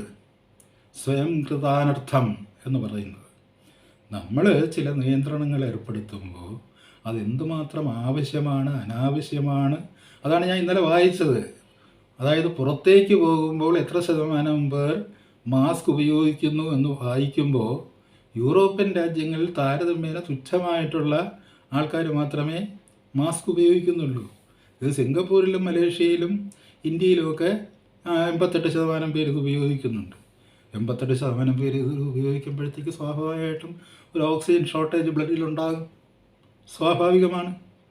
അപ്പോൾ ആ തരത്തിൽ നമ്മളെ മരണത്തിലേക്ക് തള്ളിവിടുന്ന ഇത്തരത്തിലുള്ള അക്രമം നടത്തിക്കൊണ്ടിരിക്കുകയും ആ അക്രമത്തിൽ നിന്ന് ഒഴിഞ്ഞു മാറിക്കൊണ്ട് നിങ്ങളുടെ ജീവിതം സുരക്ഷിതമാക്കാൻ നിങ്ങൾ 2 മാസ്ക് തന്നെ ധരിക്കുക എന്ന് ഈ പറഞ്ഞില്ലേ. നിങ്ങൾ ഈ ഓരോ പരസ്യം കൊടുക്കുന്ന ഓരോ ചാനലും ഒരു ക്രിമിനൽ ഒഫൻസാണ് ചെയ്യുന്നത്. അവരുടെ പേരിൽ ഇന്ത്യൻ ശിക്ഷാ നിയമം അനുസരിച്ച് കേസെടുക്കേണ്ടത്. Otherwise they will have to prove it medically. ഇത് നിങ്ങളെ പ്രൊട്ടക്റ്റ് ചെയ്യുന്നു. ഒരു പ്രത്യേക സാഹചര്യത്തിൽ ആൾക്കൂട്ടങ്ങൾ ഉണ്ടാകുമ്പോഴത്തേക്ക് നിങ്ങളിങ്ങനെ മാസ്ക് ധരിച്ചു കഴിഞ്ഞാൽ ഒരു പക്ഷേ അതിൻ്റെ ഒരു ഇൻഫെക്ഷ്യസ്നെസ്സിനെ പറ്റി നമുക്കൊരു ധാരണ ഇല്ലാത്തൊരു ഘട്ടത്തിൽ നമ്മളത് ധരിച്ചു, അല്ലെങ്കിൽ ഏറെ കൂടെ പകരുന്നെന്ന് വിശ്വസിച്ച് നമ്മളത് ധരിച്ചു എന്നൊക്കെ മനസ്സിലാക്കാം. പക്ഷേ ഒരു 1.25 വർഷം കഴിഞ്ഞതിന് ശേഷം വീണ്ടും നിങ്ങൾ വായും മൂക്കും മൂടിക്കെട്ടണമെന്നും ഒരു നേസൽ ഒബ്സ്ട്രക്ഷൻ, മൂക്കിലൂടെയുള്ള ശ്വാസോച്ഛ്വാസം എന്നുള്ളത് വായിലൂടെയുള്ള ശ്വാസോച്ഛ്വാസത്തെക്കാളും പ്രസക്തമാണ്. നമുക്കറിയാം, നമുക്കിപ്പോൾ ഈ ആഹാരം കഴിക്കാൻ ബുദ്ധിമുട്ടുള്ള ഒരു വളരെ ക്രൂഷ്യലായിട്ട് കിടക്കുന്നൊരു പേഷ്യൻ്റ് നമ്മൾ മൂക്കിൽ കൂടെയാണ് ഫീഡ് ചെയ്യുന്നത്. അപ്പോൾ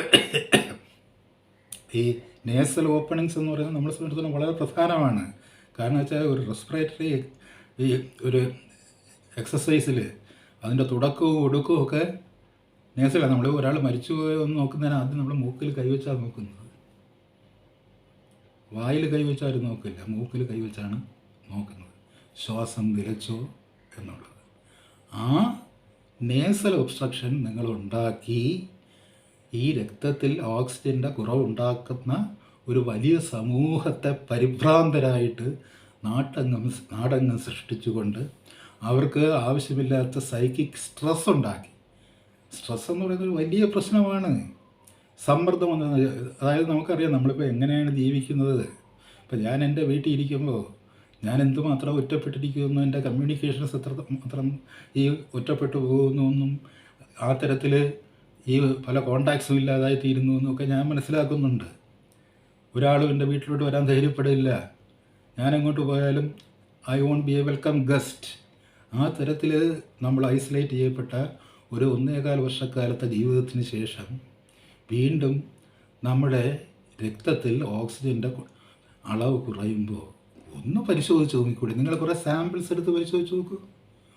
ഓക്സിജനിൽ രക്തത്തിൻ്റെ കുറവ് വരുന്ന കുറേ അധികം രോഗികളെ നിങ്ങൾ സാമ്പിൾ എടുത്ത് പരിശോധിച്ച് നോക്കൂ.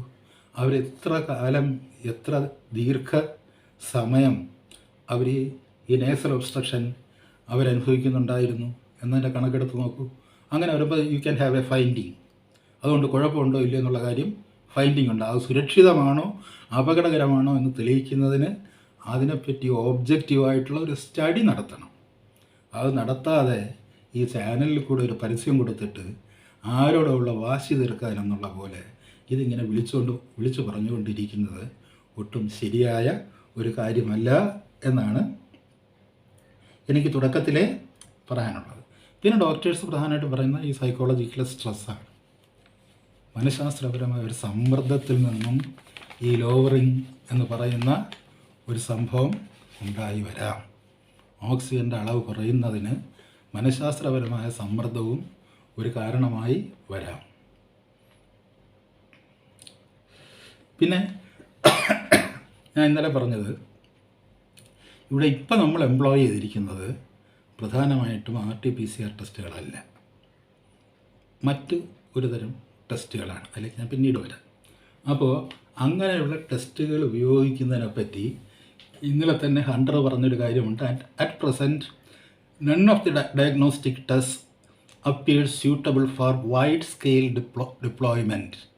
ഒരു വൈഡ് സ്കെയിൽ ഡിപ്ലോയ്മെൻറ്റിന് ഇന്ന് നിലവിലുള്ള ഒരു ടെസ്റ്റും ഉപയോഗിക്കാൻ പാടില്ല എന്ന് പറയുമ്പോഴാണ് നമ്മുടെ മുഖ്യമന്ത്രി 1,61,000 പേർക്ക് അത് ഉപയോഗിക്കുന്നത്. അതായത് ഈ തരത്തിൽ വൈദ്യശാസ്ത്ര രംഗത്ത് പ്രവർത്തിക്കുന്ന, ദീർഘകാലമായി പ്രവർത്തിക്കുന്നവർ പറയുന്ന ഈ അഭിപ്രായങ്ങൾക്ക് പുല്ലുവില കൽപ്പിച്ചുകൊണ്ടാണ് അദ്ദേഹം 1,61,000 പേരെ ടെസ്റ്റ് ചെയ്തതിൽ എനിക്ക് എന്താ ഇവിടെ സംഭവിക്കാൻ പോകുന്നത്? എന്താ ആകാശം ഇടിഞ്ഞു വീഴും? ഇവിടെ എന്താ അപകടം ഉണ്ടാകാൻ പോകുന്നത്? നിങ്ങൾ ആളുകൾക്ക് അസുഖം വരുന്നതനുസരിച്ച്, ലക്ഷണം വരുന്നതനുസരിച്ച് ആശുപത്രി വരുമ്പോഴത്തേക്ക് ഇൻഡിവിജ്വലായിട്ട് ഓരോ പേഴ്സണെയും ഈ പറഞ്ഞതിൽ ഐഡൻറ്റിഫൈ ചെയ്തിട്ട് അവർക്കായിട്ടുള്ള ക്ലിനിക്കൽ ട്രീറ്റ്മെൻറ്റ് കൊടുക്കുക. അതാണ് ജേക്കബ് ടി ജോണും ശേഷാദ്രിയൊക്കെ ആദ്യം മുതലേ പറയുന്നത്. നിങ്ങളത് ചെയ്യുക. നിങ്ങൾക്ക് ഒരു എക്സ്റേ ഉണ്ട്, നിങ്ങൾക്കൊരു CT സ്കാനുണ്ട്, നിങ്ങൾക്ക് പല സങ്കേതങ്ങളുമുണ്ട്. ഒരാളിന് എന്തുകൊണ്ട് ഈ ഓക്സിജൻ്റെ ബ്ലഡിൽ കുറവ് വരുന്നു എന്ന് പറയുമ്പോഴത്തേക്ക് അന്വേഷിക്കാൻ വേണ്ടിയുള്ള ഒരുപാട് സങ്കേതങ്ങളുണ്ട്. പക്ഷേ അയാളെ ഒറ്റയ്ക്ക് കിട്ടണം, അയാളെ പരിശോധിക്കാൻ പറ്റണം. നിങ്ങൾ കൂട്ടത്തോടെ ഒരു ആൾക്കൂട്ടമായിട്ട് ഇടിച്ചു കയറി വരികയും ജയിൽ ഫരോ എന്നുള്ളതിന് പകരം ഹോസ്പിറ്റൽ ഫരോ എന്നുള്ളൊരു മുദ്രാവാക്യം മുഴക്കിക്കൊണ്ട് പിണറായി വിജയൻ്റെ കാലത്ത് ജനങ്ങൾ മുഴുവൻ ഈ ആശുപത്രിക്കുള്ളിലേക്ക് ഇരച്ചു കയറുകയും ചെയ്യുന്നൊരു സാഹചര്യത്തിൽ ഇത് സാധ്യമായി വരില്ല. അങ്ങനെ ചെയ്യാൻ പാടില്ല. വൈഡ് സ്കെയിൽ ഡിപ്ലോയ്മെൻറ്റ്, ഈ ടെസ്റ്റുകളൊന്നും തന്നെ വൈഡ് സ്കെയിൽ ഡിപ്ലോയ്മെൻറ്റിന് ഉപയോഗിക്കാൻ പാടില്ല, വൈഡ് സ്കെയിലായിട്ട് ഉപയോഗിക്കാൻ പാടില്ല. രണ്ടാമത് BMJയുടെ ജേണലിൽ അവർ ഇപ്പോൾ നടത്തുന്ന ഈ പറഞ്ഞില്ലേ ഈ ടെസ്റ്റുകളെപ്പറ്റി, ഇപ്പോൾ കേരളത്തിൽ നടത്തിക്കൊണ്ടിരിക്കുന്ന ടെസ്റ്റുകളെപ്പറ്റി അവർ അവരുടേതായിട്ട് അഭിപ്രായം പറയുന്നുണ്ട്. A drive to increase volumes of tests performed without the clinical value of testing could be an expensive distraction from key public health interventions. എന്താണ് അവർ പറയുന്നത്?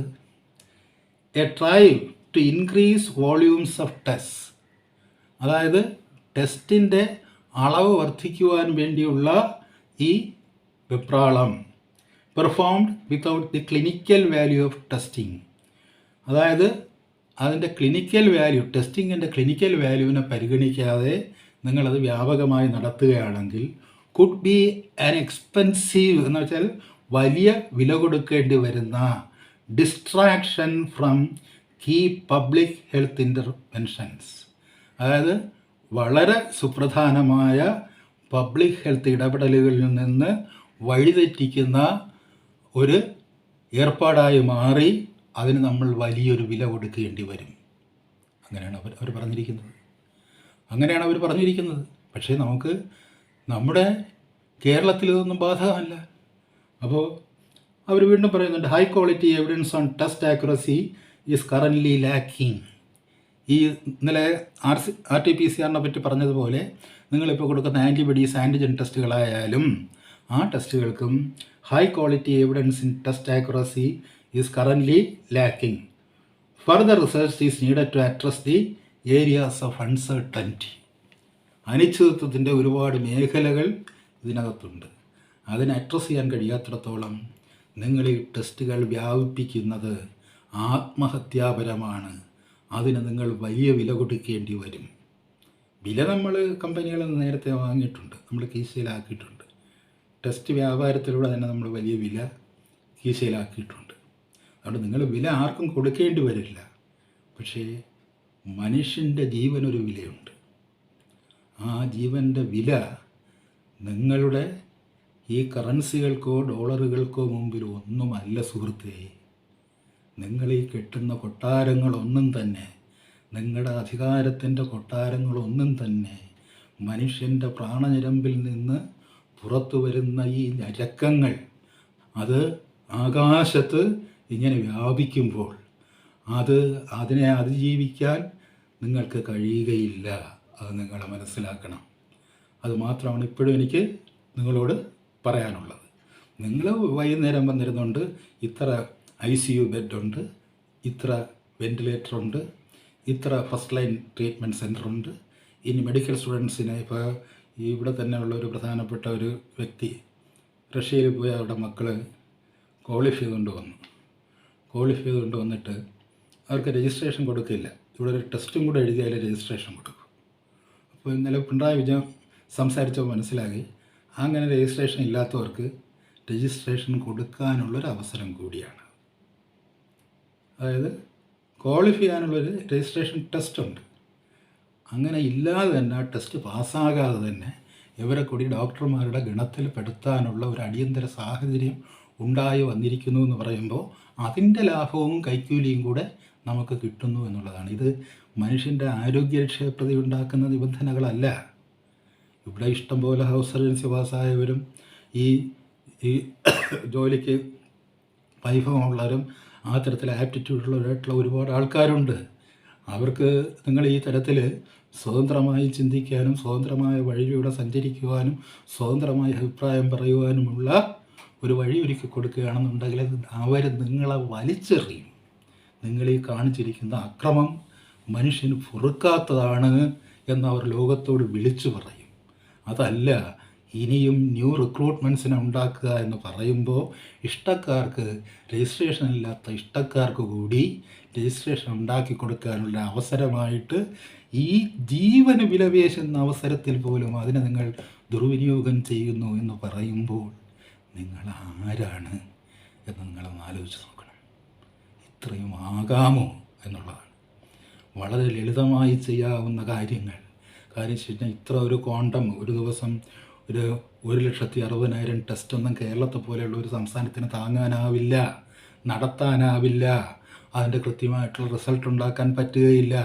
ആ കൃത്യമായിട്ടുള്ള റിസൾട്ട് ഉണ്ടാക്കിയാൽ തന്നെ ശാസ്ത്രീയമായിട്ട് അതൊരു ഒരു കൊറോണ വൈറസിനെ എസ്റ്റാബ്ലിഷ് ചെയ്യുന്നതായിക്കൊള്ളണമെന്നില്ല. അങ്ങനെയൊക്കെ വരുമ്പോൾ നിങ്ങൾ ദിവസവും ഇത്രയും ടെസ്റ്റുകൾ നടത്തി ജനങ്ങളെ കബളിപ്പിക്കാൻ ശ്രമിക്കുന്ന ഈ സംരംഭത്തിൽ നിന്ന് പിന്മാറേണ്ട സമയം അതിക്രമിച്ചിരിക്കുന്നു എന്നാണ് എനിക്ക് നിങ്ങളോട് പറയാനുള്ളത്. ഇനി എനിക്ക് ഇന്നലെ പറഞ്ഞതിൻ്റെ ബാക്കിയായിട്ടുള്ള കുറച്ച് കാര്യങ്ങളിലൂടെയാണ് പറയാനുള്ളത്. ഇന്നലെ തന്നെ അതായത് മെയ് 6, 2021 റിപ്പോർട്ടാണ്. മെയ് 6 എന്ന് പറഞ്ഞു കഴിഞ്ഞാൽ മെയ് 2 ഇലക്ഷൻ നടന്നു. അത് കഴിഞ്ഞിട്ട് മെയ് 6 ഒരു റിപ്പോർട്ട് വന്നിരിക്കുന്നു. അത് അപ്ഡേറ്റ് ചെയ്തിരിക്കുന്നതാണ്. 24 ഏപ്രിൽ എന്ന് പറഞ്ഞു കഴിഞ്ഞാൽ നിങ്ങളപ്പോൾ ഒരു കാവൽ മന്ത്രിസഭയാണ്. നിങ്ങളൊരു കാവൽ മന്ത്രിസഭ ആയിരിക്കുമ്പോഴത്തേക്ക് നിങ്ങൾ 24 ഏപ്രിലിൽ നിങ്ങൾ കൊട്ടേഷൻസ് തുരാ പലരിൽ നിന്ന് ഇൻവൈറ്റ് ചെയ്യുന്നുണ്ട്. അതിൻ്റെ മുഴുവൻ ലിസ്റ്റ് എടുത്ത് വെച്ചാൽ നമ്മൾ അന്തം വിട്ടു. എന്തൊക്കെ എക്യുപ്മെൻറ്റ്സ് വേണം, എന്തൊക്കെ കമ്പനികളിൽ നിന്ന് എന്തൊക്കെ വേണമെന്നും പറഞ്ഞ് കൊട്ടേഷൻസ് ഇൻവൈറ്റ് ചെയ്യുന്നുണ്ട്. അത് നിങ്ങൾ എങ്ങനെ പേയ്മെൻറ്റ് നടത്തുന്നു, എത്ര കോടികൾ പേയ്മെൻറ്റ് നടത്തുന്നു, അതിലോട്ടൊന്നും ഞാൻ പോകുന്നില്ല. ഞാൻ ഈ പത്രത്തിൽ അച്ചടിച്ച് വന്ന കാര്യം മാത്രമേ ഉള്ളൂ. About doubts about the utility of rapid antibody tests in effect to contain COVID, 2 lakh antibody-based IgG testing kits through the government-owned Kerala Medical Service Corporation. അപ്പോൾ കേരള ഗവൺമെൻറ് മെഡിക്കൽ കോർപ്പറേഷനിൽ കൂടി എന്താണ് ഒരു 2 ലക്ഷം ആൻറ്റിബോഡി ടെസ്റ്റിന് വാങ്ങാനുള്ള നീക്കം ഏപ്രിൽ 24 ആരംഭിച്ചിരിക്കുന്നു. അപ്പോൾ ഈ 2 ലക്ഷം കിറ്റ്സ് എന്ന് പറയുമ്പോൾ ഒരു കിറ്റിൽ ഒരു പറഞ്ഞില്ലേ അതിനകത്ത് 10-20 ടെസ്റ്റ് കാർഡ് കാണും. അപ്പോൾ അങ്ങനെ ടെസ്റ്റ് കാർഡിൻ്റെ എണ്ണം കൂടെ വെച്ച് നോക്കുമ്പോഴത്തേക്ക് ഈ 2 ലക്ഷം എന്ന് പറയുമ്പോൾ അതിനേക്കാളും കൂടുതൽ കാണും. അപ്പോൾ ഇത്രയും ഈ ടെസ്റ്റുകൾ വാങ്ങാൻ വേണ്ടിയുള്ള ഒരു കൊട്ടേഷൻ നമ്മൾ ഇൻവെസ്റ്റ് ചെയ്യുകയും അതിനു വേണ്ടിയുള്ള കരാറിലേക്ക് നമ്മൾ നീങ്ങിക്കൊണ്ടിരിക്കുകയും ചെയ്തു. അതെന്താണെന്ന് അറിയില്ല, പക്ഷേ അതിനെപ്പറ്റിയുള്ള ഒരു റിപ്പോർട്ട് വന്നിരിക്കുന്നതാണ്. അപ്പോൾ ഇത് നേരത്തെ പറഞ്ഞതുപോലെ ഇത്രയധികം ടെസ്റ്റുകൾ നമ്മൾ വാങ്ങിക്കൂട്ടിയിട്ട്, അതായത് പറഞ്ഞില്ലേ ഇപ്പോൾ 2 ലക്ഷം ടെസ്റ്റുകൾ നിങ്ങൾ വാങ്ങിക്കൂട്ടുമ്പോഴത്തേക്ക് ഒരു ടെസ്റ്റ് ഇപ്പോൾ 21 ടെസ്റ്റ് കാർഡ് ഉണ്ടെങ്കിൽ അപ്പോൾ അത് എത്ര ലക്ഷം വരുമെന്ന് നിങ്ങളൊന്ന് ആലോചിച്ച് നോക്കുക. ഇത്രയും ടെസ്റ്റ് കാർഡുകൾ ജനങ്ങൾക്ക് മേൽ പ്രയോഗിച്ച് ആ വാങ്ങിയത് വിറ്റഴിക്കുവാൻ വേണ്ടി നിങ്ങൾ നടത്തുന്ന ശ്രമത്തിൻ്റെ ഭാഗമായിട്ട് 1,61,000 ടെസ്റ്റുകൾ ഒരു ദിവസം നിങ്ങൾ നടത്തുകയും നിങ്ങൾ 41,000 പേര് അല്ലെങ്കിൽ 50,000 പേര് 60,000 പേരെ രോഗികളായി പ്രഖ്യാപിക്കുകയും ചെയ്യുമ്പോൾ അതിന് യാതൊരു ശാസ്ത്രീയമായ അടിസ്ഥാനവുമില്ല എന്നാണ് ഞാൻ പറഞ്ഞുകൊണ്ട് വന്നത്. യാതൊരു ശാസ്ത്രീയമായ അടിസ്ഥാനവുമില്ല. നിങ്ങൾ പറഞ്ഞില്ലേ ലാഭക്കൊതിയുടെ പറഞ്ഞില്ലേ ഈ കടും വെട്ട് എന്ന് പറയുന്നത് ഇപ്പോഴും വേണോ? 24 ഇറങ്ങിപ്പോകുന്നതിന് മുമ്പ് മെയ് 6 വീണ്ടും അത് ഒന്നുകൂടി അസെപ്റ്റ് ചെയ്യാൻ വേണ്ടി 2 ലക്ഷം കിറ്റുകൾ പുറത്ത് കമ്പനികളിൽ നിന്ന് വരുത്താൻ ഇമ്പോർട്ട് ചെയ്യുവാൻ വേണ്ടിയുള്ള ഒരു ഓർഡറിൻ്റെ വക്കിൽ നിങ്ങൾ ചെന്നെത്തി നിൽക്കുമ്പോൾ അത് വന്നതിൻ്റെ ദുരന്തമായിരിക്കും നമ്മുടെ നാട് അനുഭവിച്ചു കൊണ്ടിരിക്കുന്നത്. അതിൻ്റെ ക്ലിനിക്കൽ വാലിഡിറ്റി, അതിൻ്റെ ക്ലിനിക്കൽ കറക്റ്റ്നെസ് ലോകത്ത് എവിടെയും തെളിയിക്കപ്പെട്ടിട്ടില്ല. ഇതിലിപ്പോൾ പ്രധാനമായിട്ടും പറയുന്ന ആൻറ്റിബോഡി ടെസ്റ്റാണ്.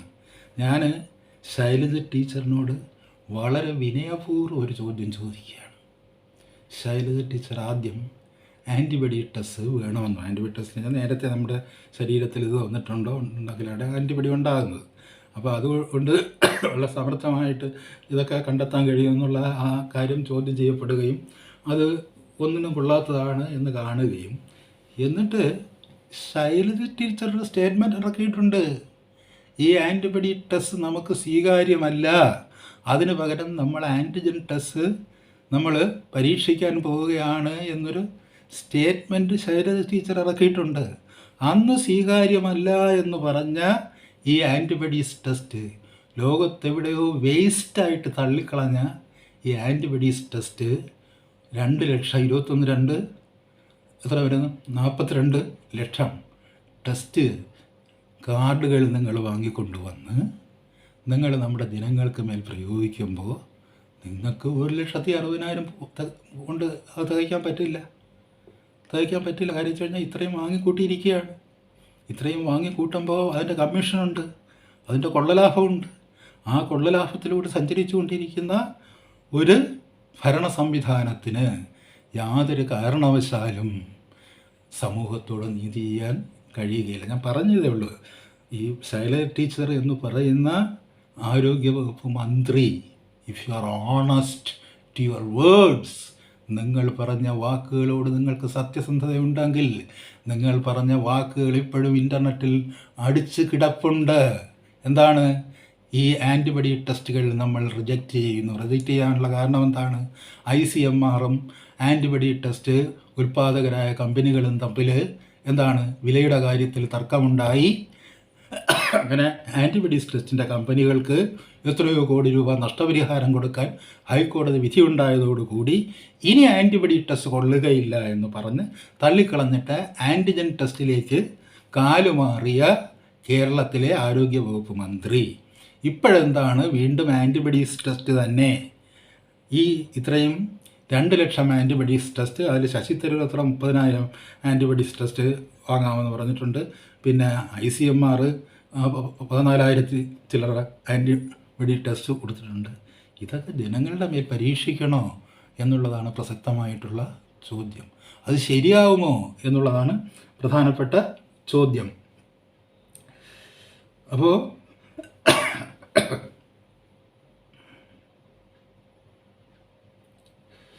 ഒരു കാര്യം എല്ലാവരും ചൂണ്ടിക്കാണുന്നത്, the Biohit SARS CoV 1GM 1GG kits should not be used to diagnose acute infection.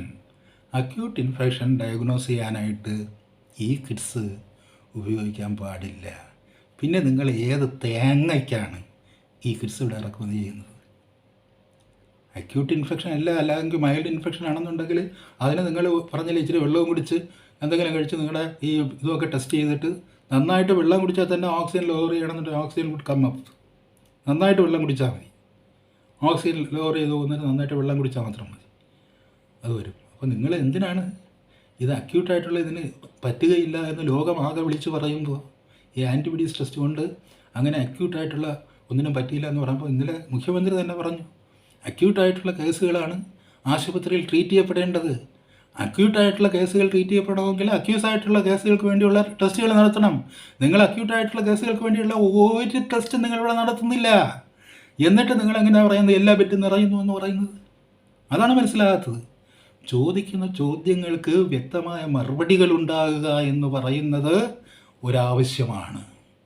അതായത് നിങ്ങൾ പറഞ്ഞത് എല്ലാവരും കൂടി ആശുപത്രികളിലോട്ട് കയറി ചെല്ലരുത്. നിങ്ങൾ മൈൽഡ് സിംറ്റംസ് മാത്രമാണ് ഉള്ളവരെങ്കിൽ, അല്ലെങ്കിൽ അസിംറ്റമാറ്റിക്കായിട്ട് ടെസ്റ്റ് പോസിറ്റിവിറ്റി മാത്രമാണുള്ളവരെങ്കിൽ നിങ്ങൾ വീട്ടിൽ തന്നെ കഴിയുക. അത്രയും കാര്യം നമുക്ക് മനസ്സിലാകാം. പക്ഷേ നിങ്ങൾ നടത്തുന്ന ഈ ടെസ്റ്റ് അക്യൂട്ട് പോസിറ്റിവിറ്റിക്ക് വേണ്ടിയുള്ളതല്ല. ഈ മൈൽഡ് സിംറ്റംസ് കണ്ടെത്താനായിട്ട് നിങ്ങൾ അങ്ങനെ ഒരു ടെസ്റ്റ് നടത്തുന്നത് എന്തിൻ്റെ അർത്ഥത്തിലാണ്, എന്ത് ഉദ്ദേശത്തിലാണ് എൻ്റെ സുഹൃത്തെ? അപ്പോൾ നിങ്ങൾ ഗുരുതരമായ ഈ രോഗബാധയുള്ള ആരെയും ഈ ടെസ്റ്റുകളിലൂടെ കണ്ടെത്തുന്നില്ല. പിന്നെ എങ്ങനെയാണ് മുഖ്യമന്ത്രി പിണറായി വിജയൻ പറയുക ഗുരുതരമായ രോഗമുള്ളവർ മാത്രം അങ്ങോട്ട് പോകണമെന്ന്? എന്താ ഈ പേഷ്യൻസ് എന്ന് പറഞ്ഞാൽ ജ്യോത്സ്യന്മാരാണോ? നിങ്ങൾ വരുന്ന ടെസ്റ്റുകൾ കൊണ്ട് അത് നമുക്ക് കണ്ടെത്താൻ പറ്റുകയില്ല.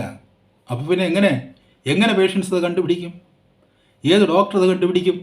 ഇത് ഇൻസഫിഷ്യൻ്റാണ് ടു സീ ക്ലിനിക്കലി ഇത് കറക്റ്റാണ് എന്ന് പറയാൻ ആർക്കും കഴിയുകയില്ല. അങ്ങനെയുള്ള ഒരു ഡയഗ്നോസ്റ്റിക് ടെസ്റ്റ് അല്ല നിങ്ങൾ നടത്തുന്ന ഈ പറഞ്ഞില്ലേ എത്ര 42 ലക്ഷം ടെസ്റ്റുകൾ, 42 ലക്ഷം ടെസ്റ്റ് കാർഡ്. നിങ്ങൾ നേരത്തെ 5 ലക്ഷം ടെസ്റ്റ് കാർഡുകൾ, ആൻറ്റിജൻ്റെ 5 ലക്ഷം ടെസ്റ്റ് കാർഡുകൾ വാങ്ങിച്ചു.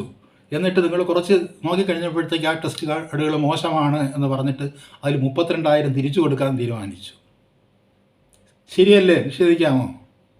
ശരിയല്ലേ? നിങ്ങൾ ചൈനയിൽ നിന്ന് കുറേ ടെസ്റ്റ് കാർഡുകൾ വരുത്തി, അത് അപ്പാടെ ICMR ഇവിടെ നിന്ന് വലിച്ചെറിഞ്ഞു, കടലിലേക്ക് വലിച്ചെറിഞ്ഞു. ഇതിൻ്റെയൊക്കെ പിന്നിൽ എന്താണ്? വ്യാപാര താല്പര്യം എന്നതിൽ കവിഞ്ഞ് വേറൊരു താല്പര്യവുമില്ല. നിങ്ങൾ ആൻറ്റിബോഡീസ് ടെസ്റ്റ് നടത്തുന്നു, നിങ്ങൾ ആൻറ്റിജൻ ടെസ്റ്റ് നടത്തുന്നു, സീറം ടെസ്റ്റ് നടത്തുന്നു, ട്രൂനാറ്റ് ടെസ്റ്റ് നടത്തുന്നു, RT-PCR ടെസ്റ്റ് നടത്തുന്നു. ഈ ടെസ്റ്റുകളൊക്കെ നിങ്ങൾ നടത്തുമ്പോൾ നേരത്തെ പറഞ്ഞതുപോലെ a bad test is never better than a not test. ഒരു നോട്ട് ടെസ്റ്റിനേക്കാളും എന്തെങ്കിലും ഗുണമുണ്ടാകുന്നതല്ല ഒരു ബാഡ് ടെസ്റ്റ് എന്ന് പറഞ്ഞാൽ. ഇതൊരു ബാഡ് ടെസ്റ്റാണ്. ഇതൊരു ബാഡ് ടെസ്റ്റ് ആയതുകൊണ്ടാണ് ബഹുമാനപ്പെട്ട മുഖ്യമന്ത്രി പിണറായി വിജയ അത് ലോകത്തെമ്പാടുമുള്ള സകലരും വിളിച്ചു പറയുന്നു. This is not for a sure clinical diagnosis. Acute ആയിട്ടുള്ള ഒരു രോഗിയെ പരിശോധിക്കാൻ പ്രാപ്തമായിട്ടുള്ള ഒരു ടെസ്റ്റല്ല നിങ്ങൾ ഈ 42 ലക്ഷം ഇവിടെ വരുത്തിയിരിക്കുന്നത്. നിങ്ങൾ ദിവസം 1,60,60,000 ടെസ്റ്റ് ജനങ്ങളുടെ മുതുകത്ത് കയറ്റി അതിൽ നിന്നുള്ള ഇൻഫെക്ഷൻ കൂടി ആ ടെസ്റ്റ് കൈകാര്യം ചെയ്യുമ്പോൾ ഒരുപാട് ഇൻഫെക്ഷൻ വരും.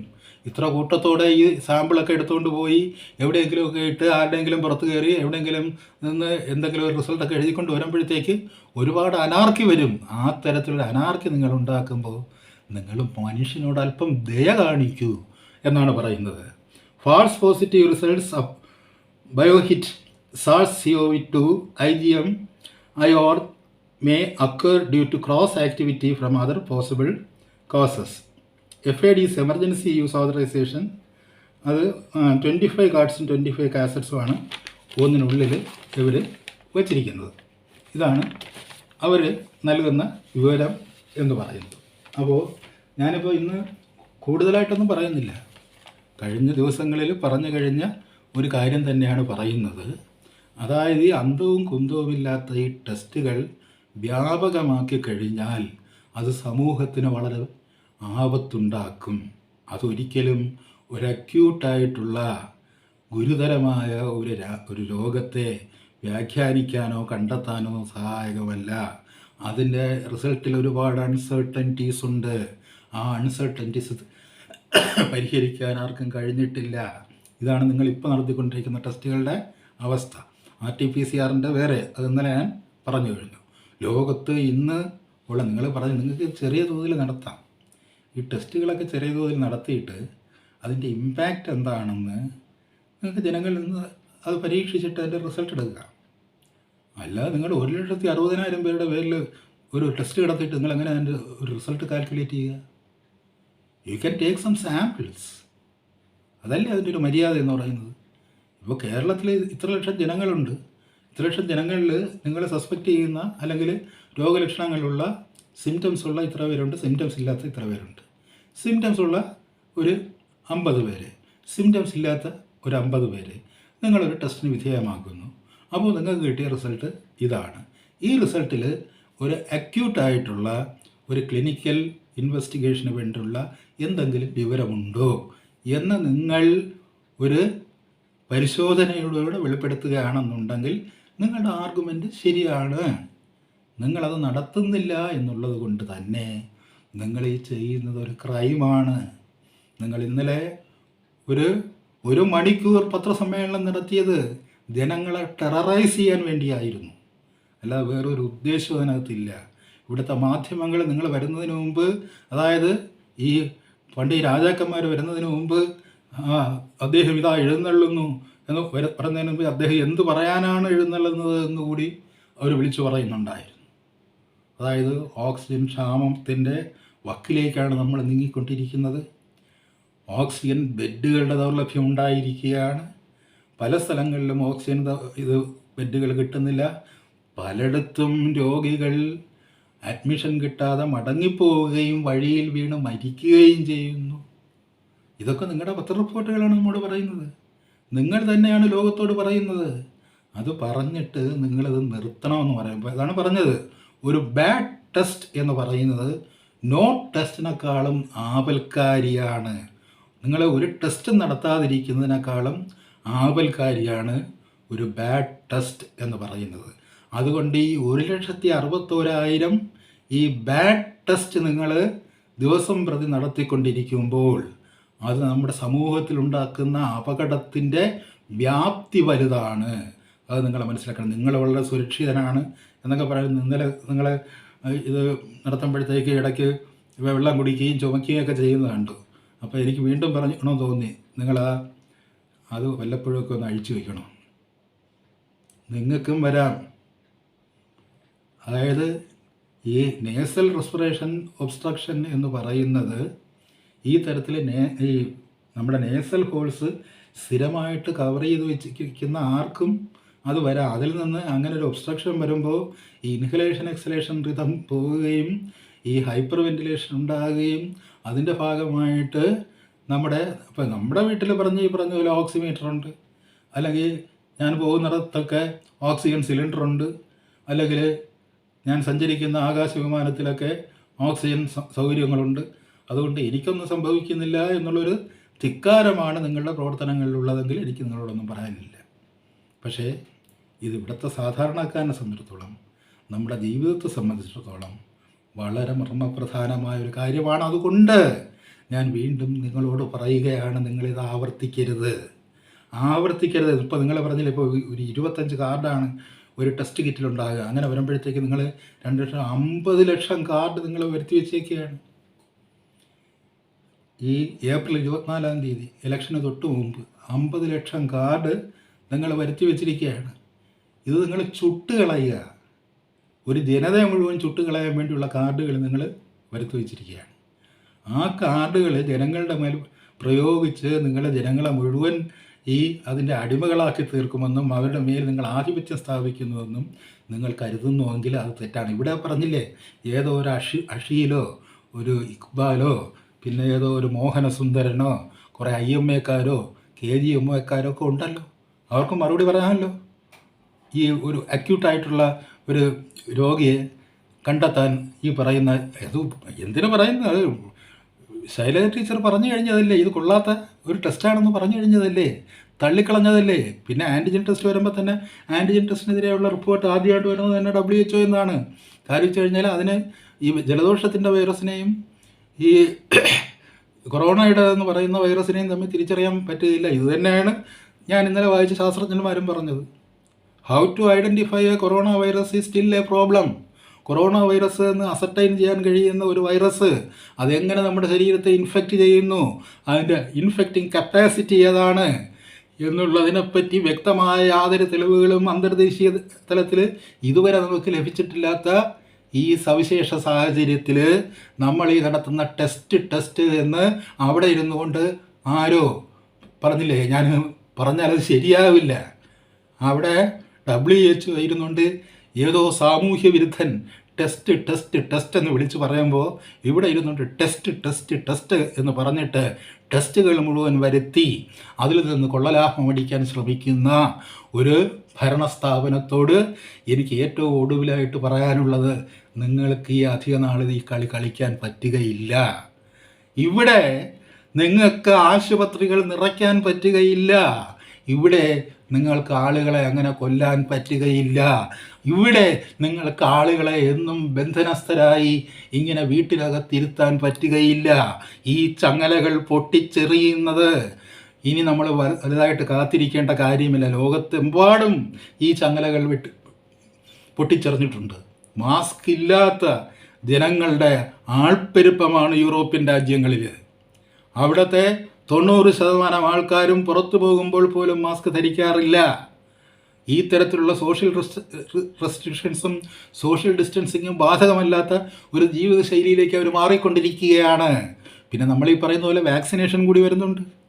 വാക്സിനേഷൻ കൊണ്ട് എന്തെങ്കിലും പ്രയോജനമുണ്ടെങ്കിൽ പിന്നെ നിങ്ങൾ എന്തിനാണ് ഈ അസംബന്ധം, ഈ അസഭ്യമായ ഈ ടെസ്റ്റ് കൂടി നടത്തി ജനങ്ങളെ ഈ തരത്തിൽ അവഹേളിക്കുന്നത് എന്നുള്ളതിന് വ്യക്തമായൊരു ഉത്തരം ജനങ്ങൾക്ക് ലഭിക്കേണ്ടിയിരിക്കുന്നു.